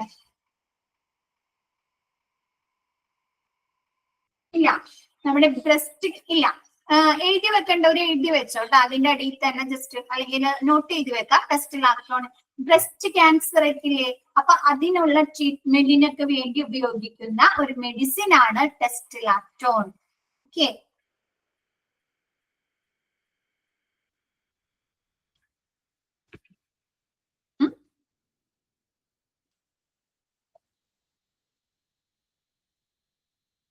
ഓക്കെ. ടെസ്റ്റ് ലാക്ടോൺ എന്ന് പറയുന്നത് നമ്മുടെ ക്യാൻസർ, ബ്രസ്റ്റ് ക്യാൻസർ ട്രീറ്റ്മെന്റിന് വേണ്ടിയൊക്കെ ഉപയോഗിക്കുന്ന സബ്സ്റ്റൻസ് മെഡിസിൻ ആണ് test lactone. Next hydroxy urea. അതിന് പറയുന്നത് ഇതിനെ ഹൈഡ്രോക്സി കാർബാമൈഡ് എന്നും പറയാറുണ്ട് കേട്ടോ. ഹൈഡ്രോക്സി കാർബാമൈഡ് ഓർ ഹൈഡ്രിയ എന്നും പറയാറുണ്ട്. ഇത് നമ്മൾ ഓറൽ കീമോതെറാപ്പി ഡ്രഗ് ആയിട്ടാണ് ഉപയോഗിക്കുന്നത്. പലതരത്തിലുള്ള വേരിയസ് ക്യാൻസറിനുള്ള ഒരു ഓറൽ കീമോതെറാപ്പി ആയിട്ട് നമ്മൾ ഈ ഒരു മെഡിക്കേഷൻസ്, ഈ ഒരു സബ്സ്റ്റൻസ് യൂസ് ചെയ്യുന്നു. നമുക്കറിയാം അല്ലെ, ചില പേഷ്യൻസിന് എന്താണ് അവരുടെ ആരോഗ്യസ്ഥിതി അനുസരിച്ച് അല്ലെങ്കിൽ ഏജ് ആയിട്ടുണ്ടെങ്കിൽ അവർക്ക് കീമോതെറാപ്പി ഒക്കെ ചെയ്യാൻ ബുദ്ധിമുട്ടായിരിക്കും അല്ലെ? വീക്ക് ആണെങ്കിൽ, ബോഡി വീക്ക് ആകുന്ന സിറ്റുവേഷനിൽ ആണ്. അപ്പൊ അത്തരത്തിലുള്ള പേഷ്യൻസിന് എന്ത് ചെയ്യും? ഓറൽ കീമോതെറാപ്പി ഡ്രഗ്സുകൾ കൊടുക്കും അല്ലെ? അപ്പൊ അങ്ങനെയുള്ള ഒരു ഓറൽ കീമോതെറാപ്പി ഡ്രഗ്സ് ആണ് hydroxyurea. Other names hydroxycarbamide അല്ലെങ്കിൽ Hydrea or Hydrea. Okay. Hydroxycarbamide or Hydrea. ഈ മെഡിസിൻ എന്ത് ചെയ്യുന്നുണ്ട്? നമ്മുടെ ക്യാൻസർ സെല്ലിന്റെ ആ ഒരു ഗ്രോത്തിലെ വളർച്ചയെ തടയുന്നു, സ്റ്റോപ്പ് ചെയ്യുന്നു. ഓക്കെ ആണോ? ഹൈഡ്രോക്സി യൂറിയ കിട്ടിയോ?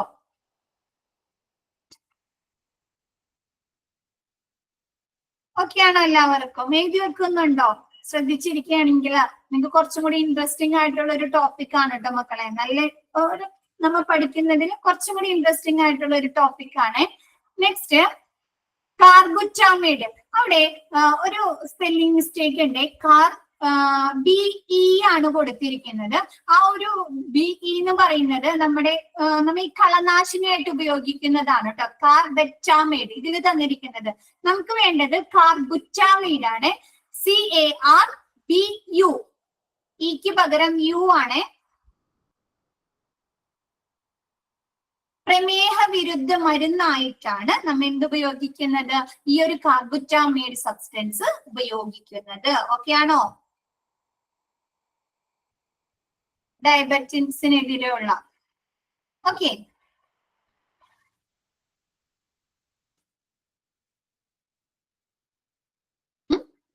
നെക്സ്റ്റ് പറയുന്നത് പ്രൈമിഡോൺ എന്ന് പറയുന്നത് അപസ്മാര ചികിത്സക്ക്, ഫിക്സക്കില്ലേ, അപ്പൊ ആ ഒരു അപസ്മാര ചികിത്സക്ക് ഉപയോഗിക്കുന്ന മരുന്നാണ് ഈ ഒരു പ്രൈമിഡോൺ എന്ന് പറയുന്നത്. ആ ഒരു അപസ്മാരം വരുന്നത് അല്ലെ, എന്താണ് നിയന്ത്രിക്കുന്നതിനും അത് കൺട്രോൾ ചെയ്യാനും ഇനി അത് ഭാവിയിൽ വരാതിരിക്കുന്നതിനൊക്കെ വേണ്ടി ഉപയോഗിക്കുന്ന മെഡിസിൻ ആണ് പ്രൈമിഡോൺ. ഇതൊരു ഡോക്ടറുടെ നിർദ്ദേശപ്രകാരം മാത്രമാണ് നമുക്ക് ഇത്തരത്തിലുള്ള മരുന്നുകൾ ലഭിക്കുന്നത്. ഡോക്ടറുടെ പ്രിസ്ക്രിപ്ഷനോട് കൂടി മാത്രമാണ് നമുക്ക് ഇത്തരത്തിലുള്ള ഷെഡ്യൂൾ ഡ്രഗ്സുകൾ ലഭിക്കുന്നത്. ഓക്കെ ആണോ? എഴുതിയോ എല്ലാവരും? എഴുതി വെച്ചിട്ടുണ്ടോ? ക്ലിയർ അല്ലേ? ക്ലിയർ അല്ലേ? നെക്സ്റ്റ് എടുക്കാലോ. ഷെഡ്യൂൾ എച്ച് എടുക്കട്ടെ miss. Schedule H, the drug Schedule H, the drug label must display the text RX and Schedule H drug warning. എന്താണ് നമ്മൾ ആ ഒരു ഷെഡ്യൂൾ ഡ്രഗ്സിന് നിർബന്ധമായിട്ടും ആ ഒരു ഡിസ്പ്ലേ ചെയ്തിരിക്കണം അല്ലെ, ലേബലിൽ ആ ഒരു പാക്കിങ്ങിൽ RX എന്ന് ഡിസ്പ്ലേ ചെയ്തിട്ടുണ്ടായിരിക്കണം. Schedule h drug warning, schedule h ഡ്രഗിന്റെ വാണിംഗ് എന്താണ്? Not to be sold by retail without the prescription of a registered medical practitioner prominently. എന്താണ്? ഒരു രജിസ്റ്റേർഡ് ആയിട്ടുള്ള ഒരു മെഡിക്കൽ പ്രാക്ടീഷണറുടെ പ്രിസ്ക്രിപ്ഷൻ ഇല്ലാതെ അല്ലെ, അവിടെ മരുന്ന് കുറിപ്പടി ഇല്ലാതെ എന്ത് ചെയ്യില്ലാന്ന് ആ മരുന്നുകള് വിതരണം ചെയ്യല അല്ലെ, സോൾഡ് ചെയ്യില്ല. It can only be supplied to licensed parties. ഇത് സപ്ലൈ ചെയ്യാനുള്ള അവകാശം ആർക്ക് മാത്രമാണ്? ലൈസൻസ്ഡ് പാർട്ടീസ് അല്ലെ, ലൈസൻസ് ഉള്ള ആളുകൾക്ക് മാത്രമാണ് ഈ ഒരു ഷെഡ്യൂൾ എച്ച് മരുന്നുകള് വിതരണം ചെയ്യാൻ പാടുള്ളൂ. It cannot be sold without a prescription and only the amount of specified in the prescription should be sold. അല്ലെ, ഈ മരുന്നുകള് നമുക്ക് എപ്പോ മാത്രമാണ് പ്രിസ്ക്രിപ്ഷൻ ഇല്ലാതെ സോൾഡ് ചെയ്യാൻ പാടില്ല അല്ലെ, വിൽക്കാൻ പാടില്ല. നെക്സ്റ്റ് പറയുന്നത് ആ ഒരു മരുന്നുകള് നമ്മുടെ പ്രിസ്ക്രിപ്ഷനിൽ ഉണ്ടെങ്കിൽ നമ്മൾ കൊടുക്കുന്ന സമയത്ത് ആ ഒരു പ്രിസ്ക്രിപ്ഷൻ ചീറ്റിൽ പറഞ്ഞിരിക്കുന്ന ആ ഒരു ക്വാണ്ടിറ്റിയിൽ മാത്രം നമുക്ക് നൽകാൻ പാടുള്ളൂ. ഇപ്പൊ ആ ഒരു പ്രിസ്ക്രിപ്ഷൻ ചീറ്റിൽ 2 അല്ലെങ്കിൽ 3 പറഞ്ഞിരിക്കുന്നതെങ്കിൽ ആ ഒരു 3 മാത്രം നമുക്ക് എന്ത് ചെയ്യാൻ പാടുള്ളൂ? വിൽക്കാൻ പാടുള്ളൂ. ഓക്കെ ആണോ?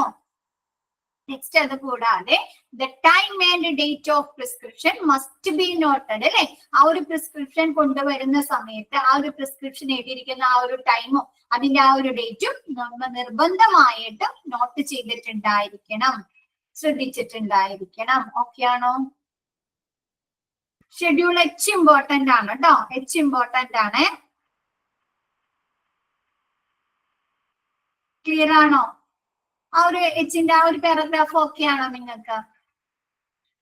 നെക്സ്റ്റ് അതിന്റെ എക്സാമ്പിൾ പറയട്ടെ മിസ്.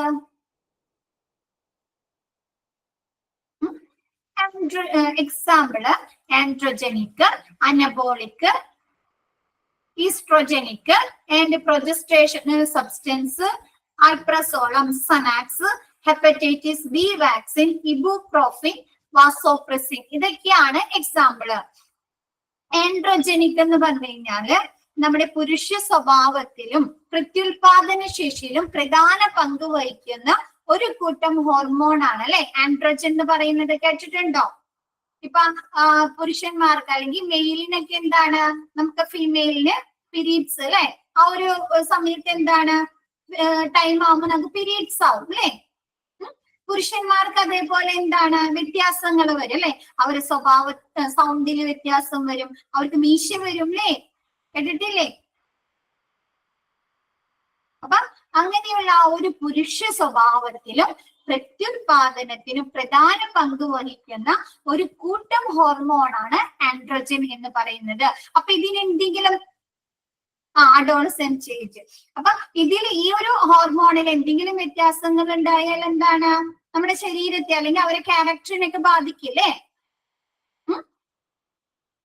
അപ്പൊ എന്ത് ചെയ്യും? നമ്മ ഹോർമോൺ ചേഞ്ചസ് അല്ലെ, ഹോർമോൺ ട്രീറ്റ്മെന്റ് ചെയ്യാറുണ്ടോ? അപ്പൊ അതിനൊക്കെ വേണ്ടിയിട്ടാണ് ഈ ഒരു ആൻഡ്രോജനിക് സബ്സ്റ്റൻസ് യൂസ് ചെയ്യുന്നത്. ഓക്കെ ആണോ? പക്ഷെ സ്ത്രീകളില് ഈ ഒരു ഹോർമോൺ ആൻഡ്രോജൻ എന്നുള്ള ഹോർമോണ് കൂടുതലായി ഉൽപ്പാദിക്കപ്പെട്ട് കഴിഞ്ഞാൽ അവർക്ക് സിസ്റ്റ്, പീരിയോഡിക് പ്രോബ്ലംസിനൊക്കെ കാരണമാകുന്നു. ക്ലിയർ ആണോ? അപ്പൊ ഈ ഒരു ഹോർമോണിൽ വരുന്ന വ്യത്യാസങ്ങൾക്ക് വേണ്ടി നാം ഉപയോഗിക്കുന്നതാണ് ഈ ഒരു ആൻഡ്രോജനിക് സബ്സ്റ്റൻസ്.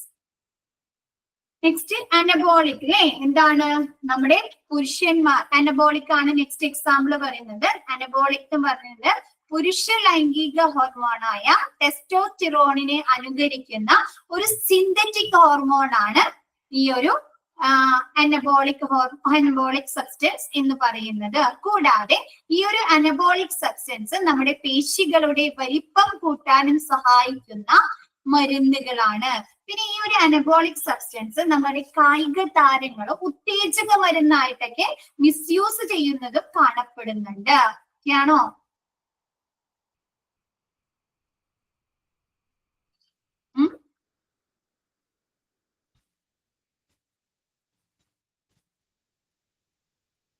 ക്ലിയർ ആണോ? അനബോളിക് എന്ന് പറഞ്ഞാല് നമ്മുടെ പുരുഷന്മാരുടെ ലൈംഗിക ഹോർമോണായ ടെസ്റ്റോസ്റ്റിറോണിനെ അനുകരിക്കുന്ന ഒരു സിന്തറ്റിക് ഹോർമോൺ ആണ് അനബോളിക്. കൂടാതെ നമ്മൾ ഇതെന്താണ്, പേശികളുടെ വലിപ്പം കൂട്ടാൻ വേണ്ടിയിട്ടും ഈ ഒരു അനബോളിക് സബ്സ്റ്റൻസ് സഹായിക്കുന്നു. നമ്മുടെ കായിക താരങ്ങൾ അല്ലെ, അത്ലറ്റ്സുകള് ഈ അനബോളിക് സബ്സ്റ്റൻസ് അവർ ഉത്തേജക മരുന്നായിട്ട് മിസ്യൂസ് ചെയ്യപ്പെടുന്നതും കാണപ്പെടുന്നുണ്ട്. ഓക്കെയാണോ? ഇന്ന് മിസ് എടുത്ത ഭാഗം ഓക്കെയാണോ എല്ലാവർക്കും? ഈ ഒരു സെക്ഷൻ മിസ് പതുക്കെ എടുക്കുള്ളേ, നമുക്ക് ഒരുപാട് ഷെഡ്യൂളുകളും ഈ ഒരു സെക്ഷൻ അത് കഴിഞ്ഞിട്ട് A മുതൽ നമുക്ക് കുഴപ്പമില്ല, വലിയ പ്രശ്നങ്ങളില്ലാതെ പോവാം. അപ്പൊ ഇത്രയും മിസ് എടുക്കുന്നുള്ളൂ, ബാക്കി മിസ് നെക്സ്റ്റ് ക്ലാസ്സിൽ എടുക്കാം. ഓക്കെ, പിന്നെ നാളെ അവധിയാണ് അല്ലെ, മിസ് പറഞ്ഞില്ലേ നിങ്ങളുടെ അടുത്ത് ഇൻഡിപെൻഡൻസ് ഡേ ആയിട്ട് നാളെ ഹോളിഡേ ആണ് കേട്ടോ, മിസ് പറഞ്ഞില്ലേ? ഓക്കെ, അപ്പൊ ഇന്നത്തെ ക്ലാസ് മിസ് വൈൻഡപ്പ് ചെയ്യാണ്. Okay, thank you all.